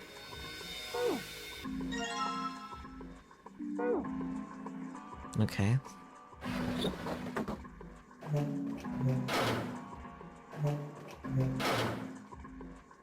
Ah. Tiles. Well, Junpei took the wet tile into his pocket. He was about to turn away when there was a noise behind him. What the? 7, you good? He spun around to see 7 kneeling on the floor. His face was rigid and pale. Droplets of sweat covered his forehead. Hey, what's going on? Are you okay, man? You're sweating like crazy. Are you all right? He was concerned. He'd never seen 7 like this before. Slowly, the other man lifted himself to his feet on shaky legs.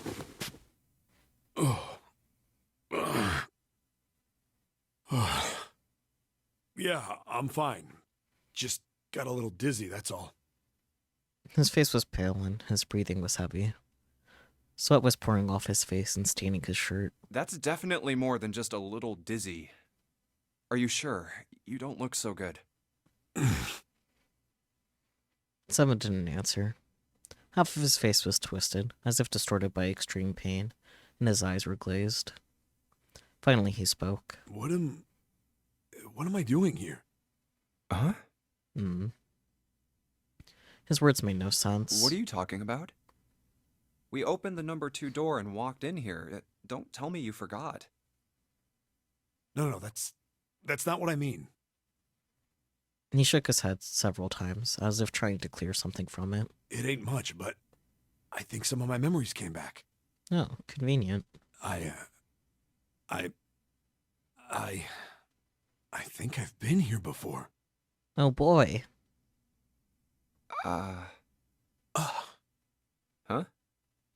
I said I've been in this room before. You were here? When? Why? Probably about 9 years ago. Aoi. Light Nona. Suddenly, 7 was mumbling to himself. There were words Junpei didn't understand. 7's hoarse voice trailed off, and Junpei couldn't make out what he'd said. What the hell was that? 7's brow furrowed furiously, and he ground his teeth back and forth. It's right there. I feel like I'm this close to remembering everything, but I just can't. 7 stopped, frustrated. He pulled his hat off and ran a hand through his hair. Then suddenly, he looked up, his eyes wide. That's right, an experiment. There was some kind of experiment going on this ship. Yeah. An experiment? What sort of experiment? A nonary game. They were trying to control people. Or something like that. What the hell are you talking about? Junpei didn't know what to make of 7's story. Instead, he simply stared as 7 continued. Aoi, Light, and Nona. Those were their names. Well, some of them. The kids that were in the experiment, I mean. I think there were 4 or 5 more, but I don't remember all their names. I'm not gonna say anything. Yeah, that's right. That's why I'm here. 7 began to mumble to himself and wandered aimlessly about the room. He looked confused. So far as Junpei could tell, the man was simply rambling, and there were odd twitches to his movements. Experiment. Cradle Pharmaceuticals. Yeah. Those kidnapped kids. Was I working that case? Oh. 7 continued to mumble to himself about things that meant nothing to Junpei. Huh? Junpei didn't have any answers for him, of course. He couldn't understand what was happening to 7. All he could do was wait. After a few minutes, 7 finally stopped. Wait, under this bed. He crouched down and looked under the bed. His face registered mild surprise and began to mumble to himself again. The hole's gone? No, maybe it was a different room. There's gotta be a ton of rooms on this boat that look just like this one. Alas, Junpei couldn't. Blah, blah, blah. Yeah, Junpei could contain himself no longer. I think that was supposed to be couldn't. Hey, what exactly do you remember? Maybe you could stop talking like a crazy person and tell me what's going on here. Seven stood up slowly. Well, it's not like I really remember everything. I've only got bits and pieces, and they're scattered and don't make much sense. I don't care. Tell me the bits and pieces then. Junpei could feel it. Whatever Seven had remembered, it was important. Very important. Okay! Seven drew a large, muscled hand down across his face. As he wiped the sweat from his brow, he spoke. From what I can remember, I think I was a cop. Oh boy, a cab. A cop? Yeah. I was looking for that group of kids that got kidnapped 9 years ago. You're a double negative, Spooky. You remember that, right? It was all over the news. Oh, I see. Yeah, I was still in school. I don't remember all the details, but I do remember some of it. I think it was a bunch of kids right around my age. They all just disappeared. Nobody knew why. Was June one of them? It was all over TV and the newspapers every day. So you're saying you were investigating it? Yeah, that's what it looks like. I guess I found something.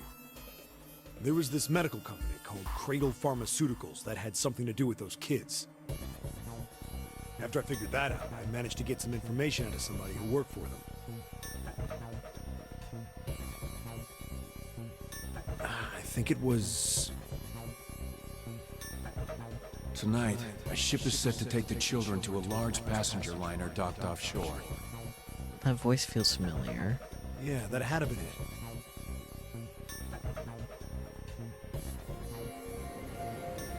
That's why I went to the wharf. From the shadows, I searched the harbor until I found the ship he was talking about.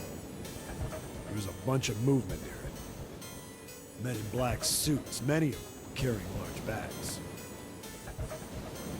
Bags. There was something about the way they moved as they were carried. No doubt about it. There were human beings in those bags. I moved before I realized it. I came out of hiding with my gun already in my hand. Don't move. I felt metal touch the back of my head. Drop the gun.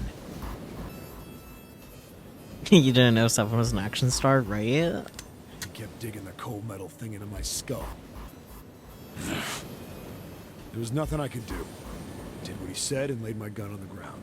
Then suddenly, there was a sharp pain in my neck. A needle. So for real. That was my last thought. My face hit cold concrete. I was out like a light after that.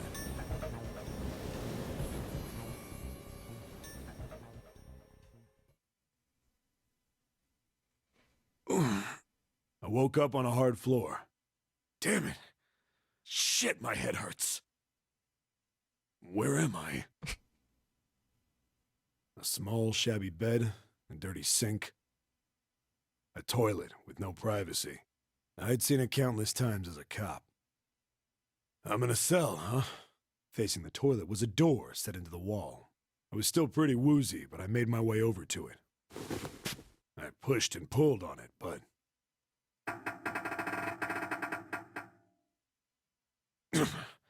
it won't open. Not like I expected much else. Would be dumb enough to put me in a cell and leave it unlocked. True.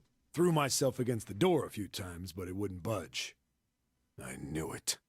I gave up and made my way back to the bed, and sat down.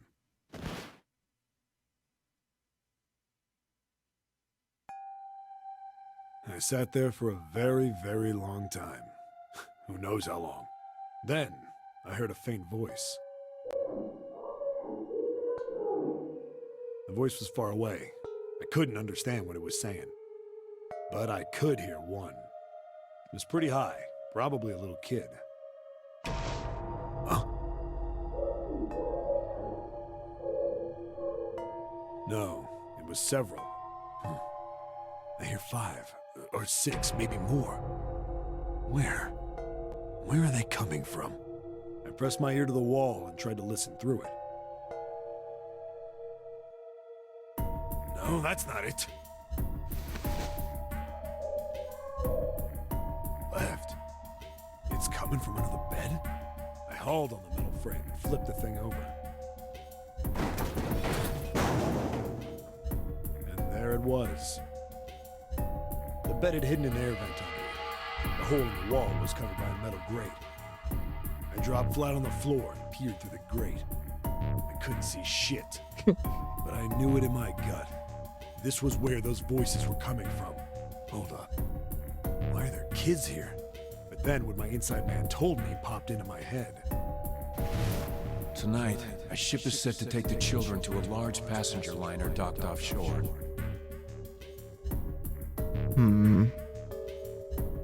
Whoa, whoa, whoa. Am I on that ship? It didn't matter. All I knew was I had to get to those kids. I checked out the metal grate.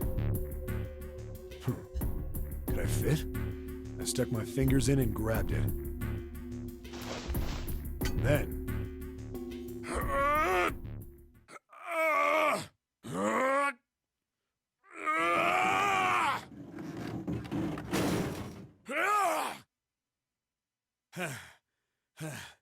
Yeah! How do you like that, you son of a bitch? I finally got the damn thing off. Sweat was dripping down my face, so I wiped it off and crawled inside.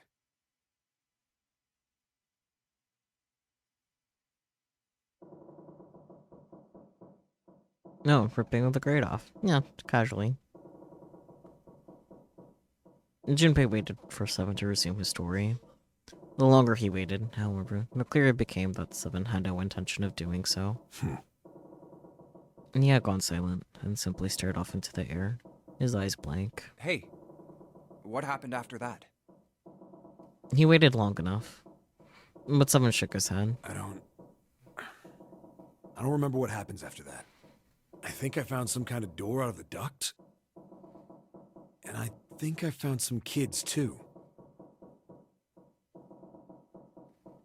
Not good. Why can't I remember what happened next? Ah, man, what happened to the kids, Seven? Did you save them? I don't know. I don't know if it was me.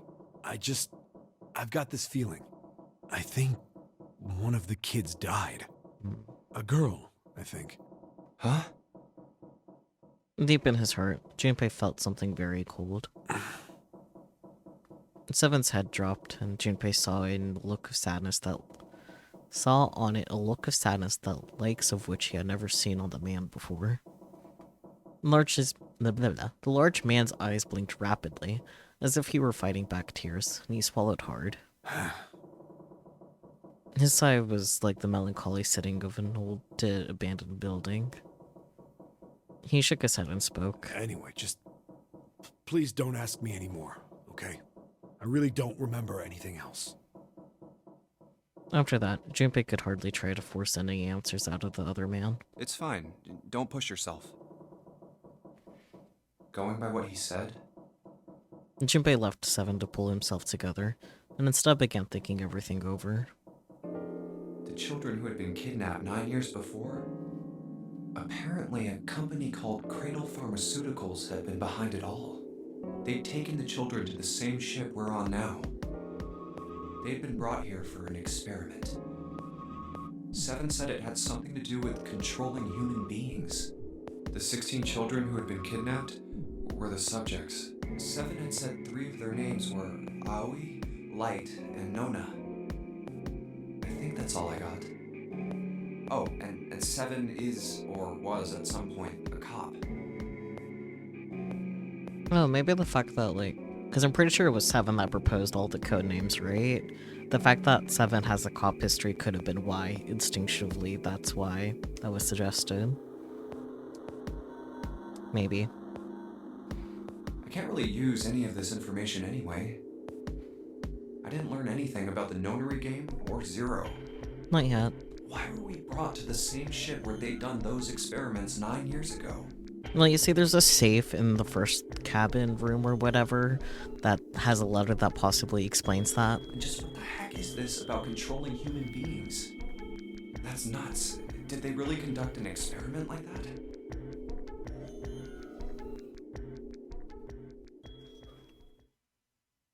Before long, Junpei realized he had spent quite some time deep in I thought. don't have time to just stand here thinking. I need to get moving. Yep. Junpei shook his head quickly to clear it and returned to his investigation, thoughts swirling in his mind. Interesting.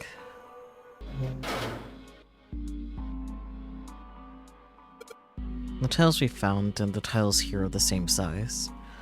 When I touched the tiles on the door, I felt something weird. Huh? I can move these tiles. Then that means... maybe if you swap the tiles we got with the tiles on the wall, something will happen. I suppose now we just need to figure out what the strange designs on the tiles mean. At any rate, we should look for all the tiles that are the same size. You're right. Let's meet back here once we've done a thorough search. What, do I not have all of them? We know 14 equals E, so... what haven't I checked yet? Or what haven't I done yet, rather? I don't know what to do with the fucking towel in the drawers. They haven't disappeared yet, so I still need to do something. What haven't I done yet? I hate this game sometimes. So was the towel literally just a hint for that puzzle and nothing else? What about the extra drawer? Where the fuck am I supposed to get more tiles? And of course, there's no way you could hide a puzzle in something that small. Yeah, I know, but still, Seems like they might try to... huh? What's that? Looks like there's something. Huh? It looks like there's something in there. I hate it here. Doesn't matter what, I can't see anything in from here.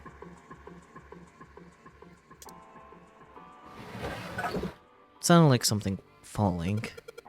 What was that? I heard it that too. Let's open the drawer. I hate it here. I see. The drawers weren't the same size. That's why the tile didn't get knocked down by the other drawer. Nope. Okay, that better be all the fucking tiles I need now. Screw you, game. And your stupid drawers. Okay. Well, it looks like we investigated all the rooms. Only mystery left is that door. Alright, let's crack that mystery then. We've got 4 tiles. And there are a bunch of tiles that are all the same size up on the wall here. So if you replace the tiles on the wall with the ones we've got, that should open the door.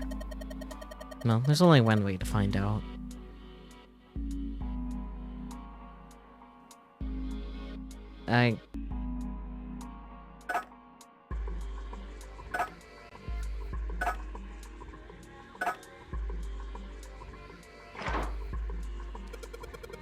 Hey, did you just hear something unlock?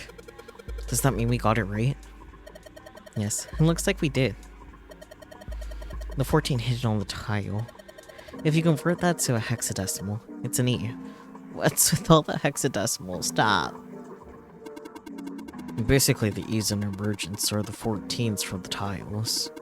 So if we replace it, that gives up the answer. Do you really care why it worked? Let's just get out of here. I agree, Junpei. Yes, let's go.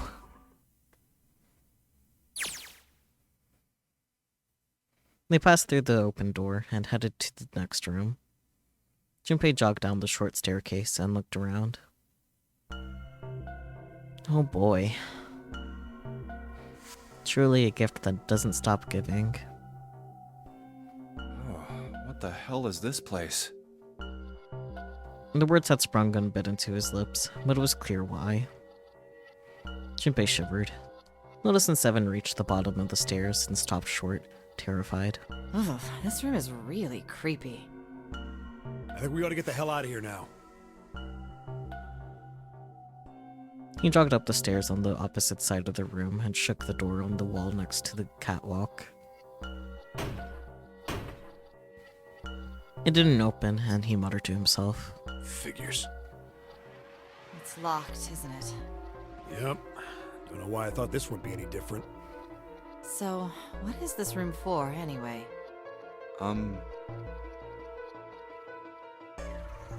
Junpei looked around the room again. Well, there's a chair in the center of the room. Oh, looks uncomfortable to say the least. I'd rather not sit in it if I can avoid it. The back of it was covered with electrodes connecting to the nest of wires. Looks like it's placed over some kind of glass panel. Too dark to look through it, though. Junpei turned to look at the right side of the room.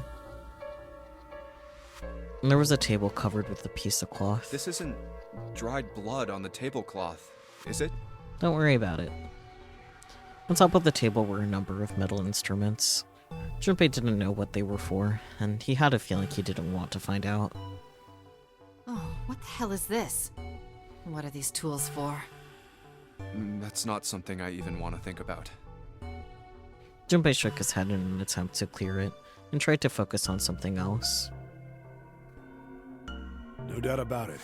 This room's dangerous. Let's make our search quick so we can solve the puzzle and get the hell out of here. Fair. Come on. Here we go again.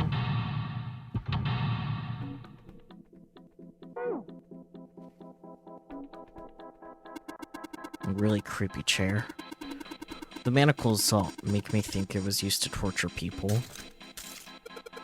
Well, we can't open these manacles without a key. There's some sort of weird symbol on him. What's the weird symbol, Junpei? What kind of symbol? If I got this right, I think it's the sun symbol. Interesting. The manacles are still locked in place. They got a sun symbol engraved on them. There's something on the screen. The device will conduct the experiment. Once the experiment has been completed, the door will unlock. First, adjust the switches to match the blocks in the sample above. Huh. I don't know what this thing is, but we've got to figure out this puzzle. It's right next to a torture chair. Whatever it is, I don't think it's good. Anyway, we just adjust the switches to match the blocks up on top, right? You adjust the switches shown at the four corners of the screen, then press the check button. Junpei, we don't know what this thing does. You can always come back to it later. There are lots of other things you could do. Oh, that's nice. I think we'll come back to that later. Whenever you turn on one of these switches, more blocks show up on the screen. So I think you gotta figure out which buttons you have to press in order to get the screen to match the diagram. Yeah, but it's hard to figure out what button does what. If you want to see how many blocks each switch adds, just turn on one switch. When all of them are off, there aren't any blocks, right? When all of them are off, there aren't any blocks, right? Then you can see how many each switch adds. Oh yeah, I get it. But that's later, let's see what else. These levers have got to turn something on. Of course they would. All they can do is turn something on or off. What's important is what they turn on or off. Don't say the floor is going to suddenly open up. There are a bunch of buttons here with the letters A through F on them. Let's push some of them. Down you go. So if I press it again, back you come. I guess these buttons switch something on or off when you push them. Interesting. And there are a ton of knobs here. Doesn't seem like any of them do anything, though. Do you think it's broken?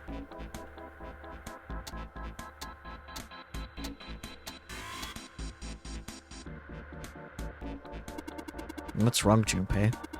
What are you doing on the floor? Well, I thought maybe if I got down here, I could see through the glass. And it's not working, though. You don't think it's just a large sheet of glass they put into an indentation? I don't know. I mean, why would they do that? And the placement of the chair. You're not making sense, Junpei. What's your point? Well, I'm not sure, but don't you think there's something under the glass? Maybe the glasses went away, like they have blue way station, you know? Maybe it's covered with something that makes it opaque. Nah, doesn't matter how close I get, I still can't see anything. That goes when I knock on it, though. Wonder if it's hollow. Interesting. There are a number of ominous-looking tools and instruments here. Let's see, we've got an adze and hammer, a pair of forceps, and these other things are too old and broken. I have no idea what they are. Hey, doesn't this wrench look way too new to be here with all of this other stuff? Yes, it does. I didn't notice it before you mentioned it, but it's not rusty at all. Wrench. Okay. Not sure what we need that for, but... Instead of rusty stairs that lead to the door we came through. What, you want to go back, Junpei? I just don't know, man.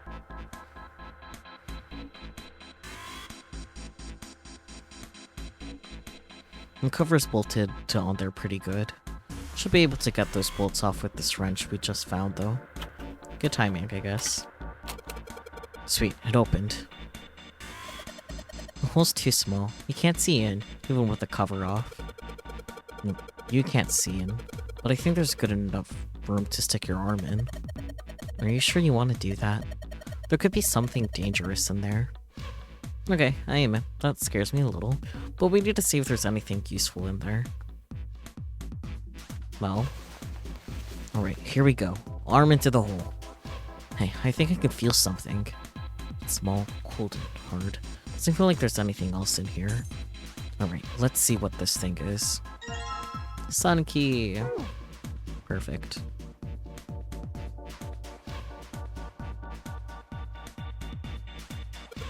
The sun key should fit in the keyhole in these manacles.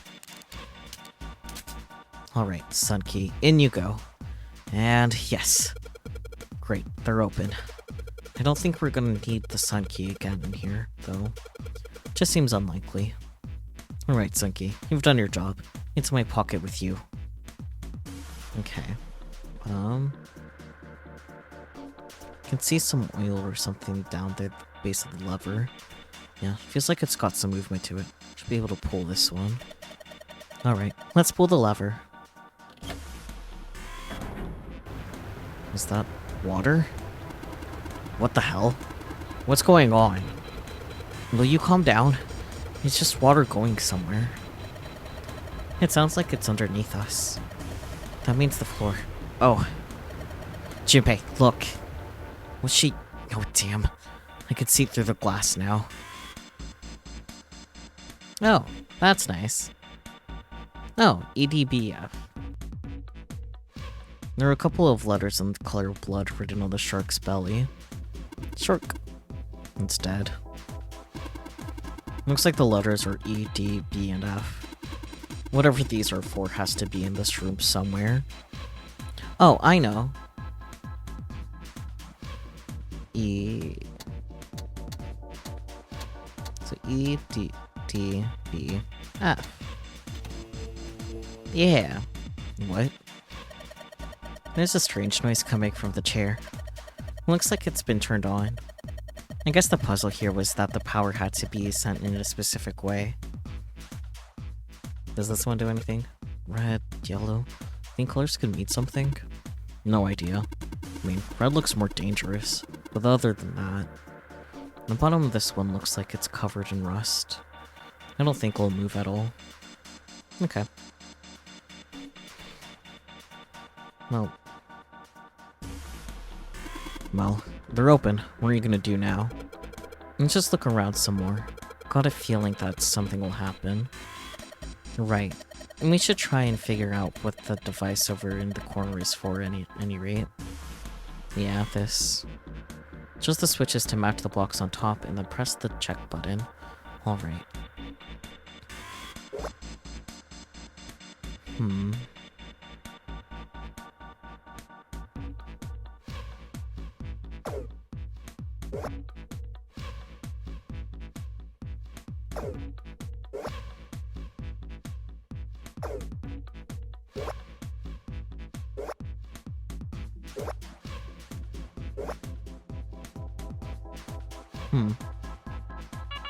Yeah, okay.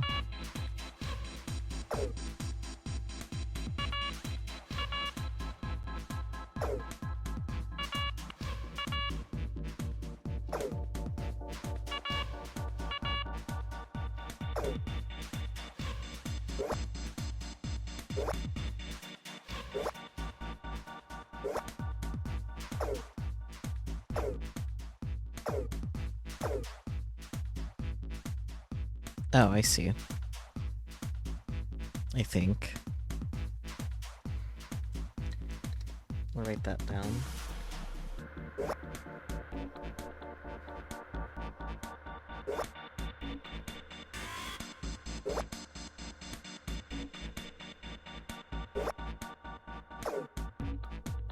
Hmm.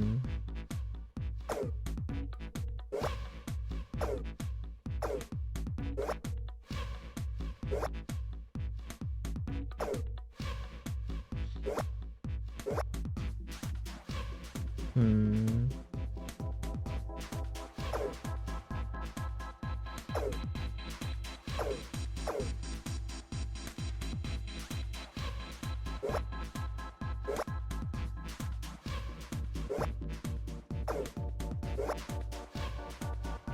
Oh, perfect.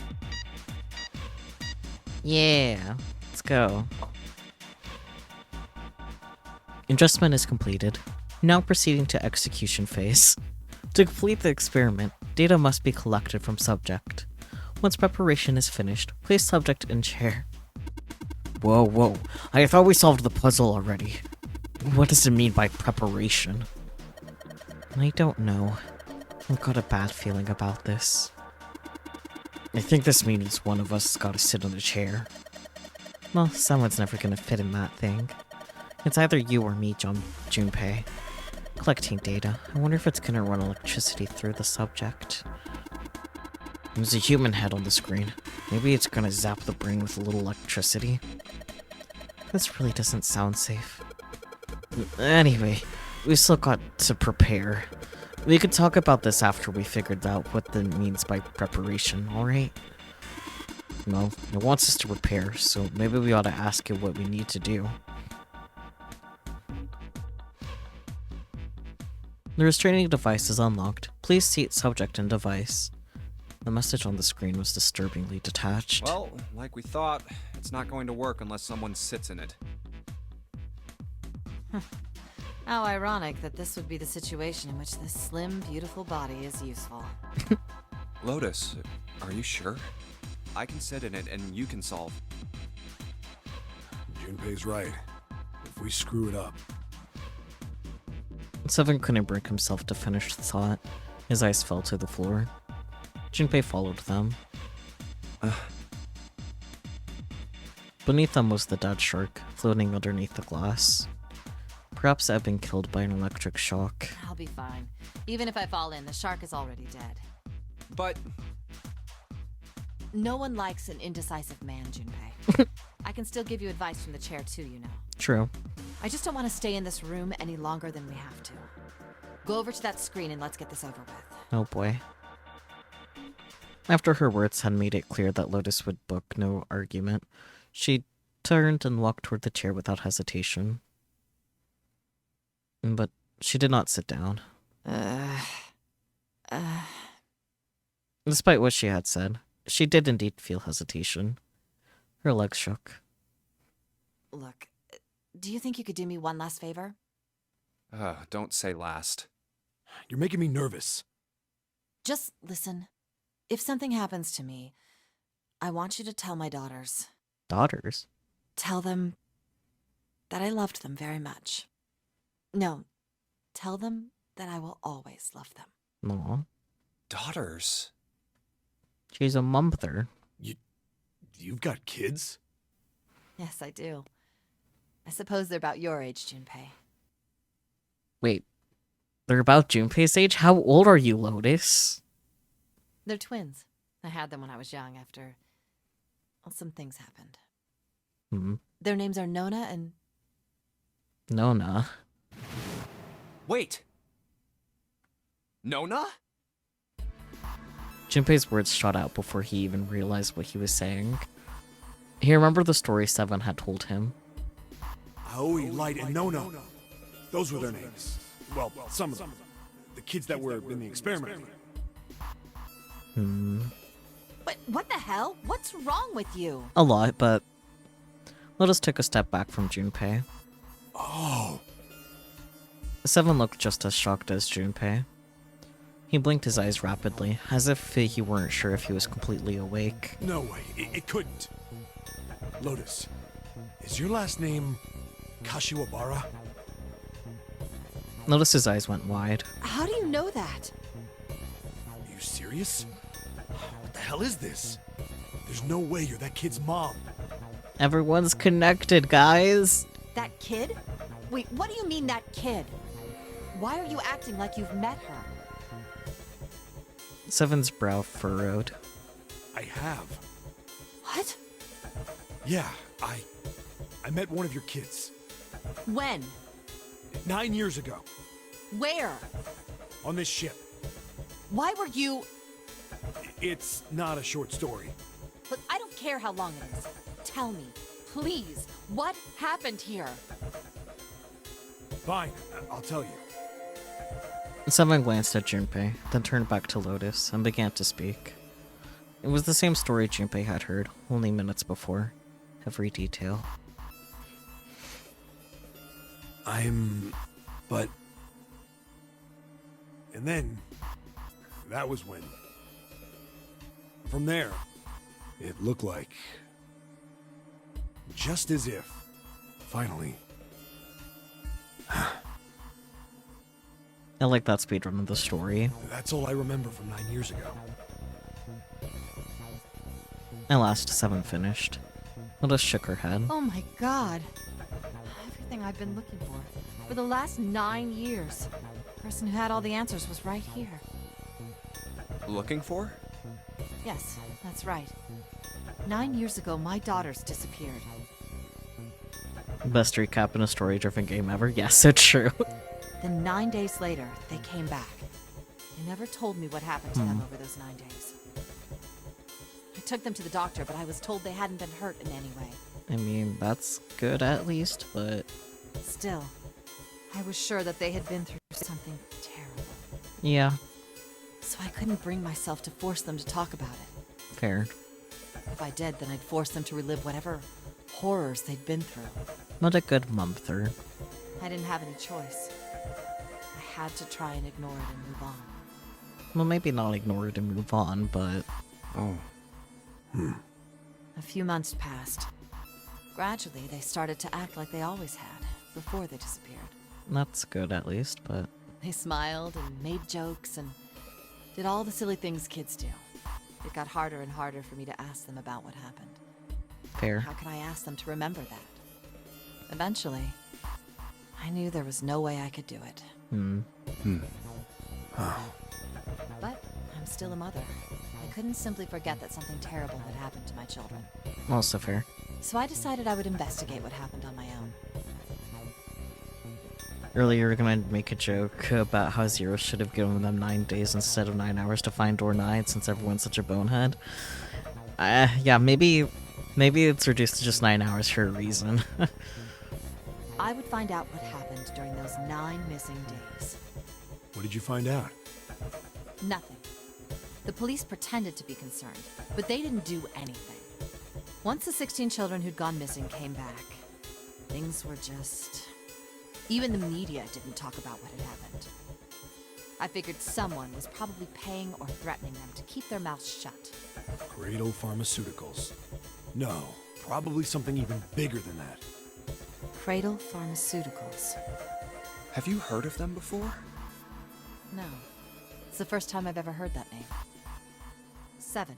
How did you find out that Cradle Pharmaceuticals was connected to the kidnappings in the first place? I figured finding out whatever the victims had in common would lead me to the culprit. That's what any good cop does. What did they have in common? Every single one of the kids who disappeared had gone to this one hospital at some point. The hospital was one of a bunch that were under the control of Cradle Pharmaceuticals. After that, it was just about connecting the dots. The hospital. The hospital. And for a while, I was trying to get some kind of information out of the kids at the hospital. One of them told a weird story. What was it? Have you heard about the Gansfeld experiment? Oh boy. I guess all these kids had to go through it while they were at the hospital. Hmm. I think it was passed off as some sort of counseling. Of course. What did you call it again? Something. Oh, the Gansfeld experiment. This is how it's set up. First, subjects Q and A are put into separate rooms, far away from one another. Then a series of video images are shown to subject Q, who is told to send the images to subject A by thinking about them. Subject A, on the other hand, is put in a large reclining chair and given a blindfold. With their senses cut off, A is asked to guess what images Q is looking at. Oh, yes, I've heard of that. It's a famous telepathy experiment, isn't it? Telepathy. That's how the experiment on this ship was supposed to work. The experiment to control people, right? Yeah. I don't know if any of the telepathy stuff really exists, but maybe someone from Cradle Pharmaceuticals bought into it. Well, obviously, all you have to do is put it in the blind spot. Anyways, Chaos had science. Seven had been thinking hard for the last several minutes and finally spoke. Even if that is the case, I still don't get how that has anything to do with any of this. The notary game, Zero, why we were kidnapped. Well, we know, but you don't. What does any of that have to do with telepathy? Well, I know I brought all this up, but I have no idea. Maybe none of this stuff is connected after all. Then, in that moment of silence, a cold voice echoed down from the ceiling. No subject has been detected. Unless a subject is detected within 60 seconds, all power will be shut down. Oof. System recovery is estimated to take 1 hour. Oh god, oof. Yeah, hurry, If you wish to hurry, hurry. proceed with the experiment, please seat subject in the restraining device. Jesus. Whoa, that doesn't sound good. Nope, hurry. Yeah. Okay, I'm going. Oh, no, that's not what we... Just hurry up and get it over with. Junpei, I'm counting on you. Right. Shork. Lotus sat down on the chair. Junpei looked at her one last time, then made his way to the monitor. Lotus, please, tell me right away if you feel anything weird. You worry too much. Now get on with it and be a man, or June's gonna leave you. Lotus was putting on the best act she could manage, but her legs were shaking so much that if she hadn't been sitting, she likely would have fallen down. Lotus. A failure was not acceptable. Okay, let's do this. Junpei took one last deep breath and stared at the monitor.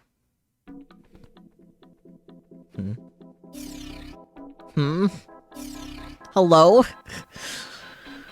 Huh? Okay. Okay, so I guess I gotta do the same type of thing? No?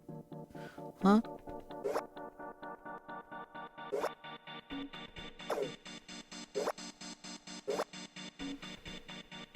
Oh, I see. Okay.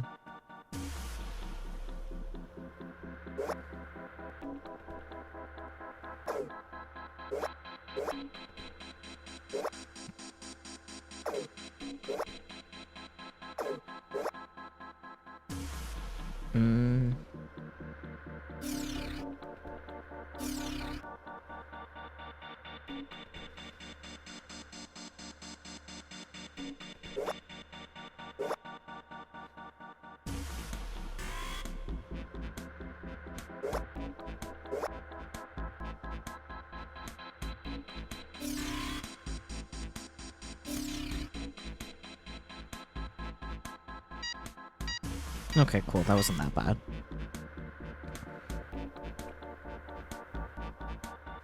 The experiment has concluded. The door will now unlock. I can hear the door unlocking. And now we got a new message. Release subject from restraining device. Lotus, Are you alright? Yes, I am. I'm glad nothing bad happened, but I do think my life just got a little shorter. Hold on, I'll get you out right away. It shouldn't take long for Seven and me to get her out of here.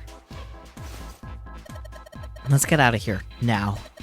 Being a guinea pig is not for me. Damn straight. I don't ever want to see this thing again. Valid. To the door. The hallway goes to the left.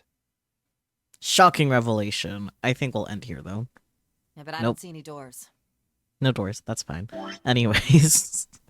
Accidentally clicking. Oh, let me look at the flowchart, I'm curious. Oh, we're off to the side here. Interesting, interesting. How interesting. I don't know if that means we're on the right track, but... Because this flowchart is honestly kind of hard to understand. I can't really guess where the true ending is. If I had to guess, it's probably on the other side, though. Oh well. No doors, so we win. Yeah, we win! Game over! Just kidding. Anyways. Saving. That's the thing to do. Yes, I do want to save here. Yay. Return to title screen? Yeah. Well, that was fun. We did 2 escape rooms. Normally we just do the 1, but since we are figuring out how to navigate the flowchart, like it makes it a little easier. Probably we'll get our next ending next week, be it true ending or some other one, because I don't know if we met all the requirements yet, other than safe ending. I'm only so big-brained, which is... I'm not big-brained at all, I'm actually quite pea-brained. I'm so good at speaking, guys. Gosh. I hope you guys enjoyed our Doors adventure. I am so good with words, truly. Do I have anything to say? I'm still sus of Santa for being 0. A little less sus of June, but not, like, fully convinced that it's not her either. It is interesting to know, both Seven's and Lotus's connection to it all, though, finally.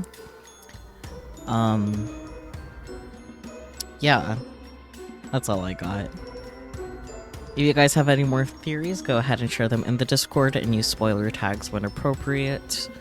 Otherwise, I will catch you all next time, be it tomorrow with our NEPs or whatever else. Weekly schedule will be up tomorrow in the Discord and Tuesday on Blue Sky. There we go. Words. Yay! I can do words. Yeah. Yeah, I'm full of thoughts. Sure, totes. Okay, bye-bye, everyone.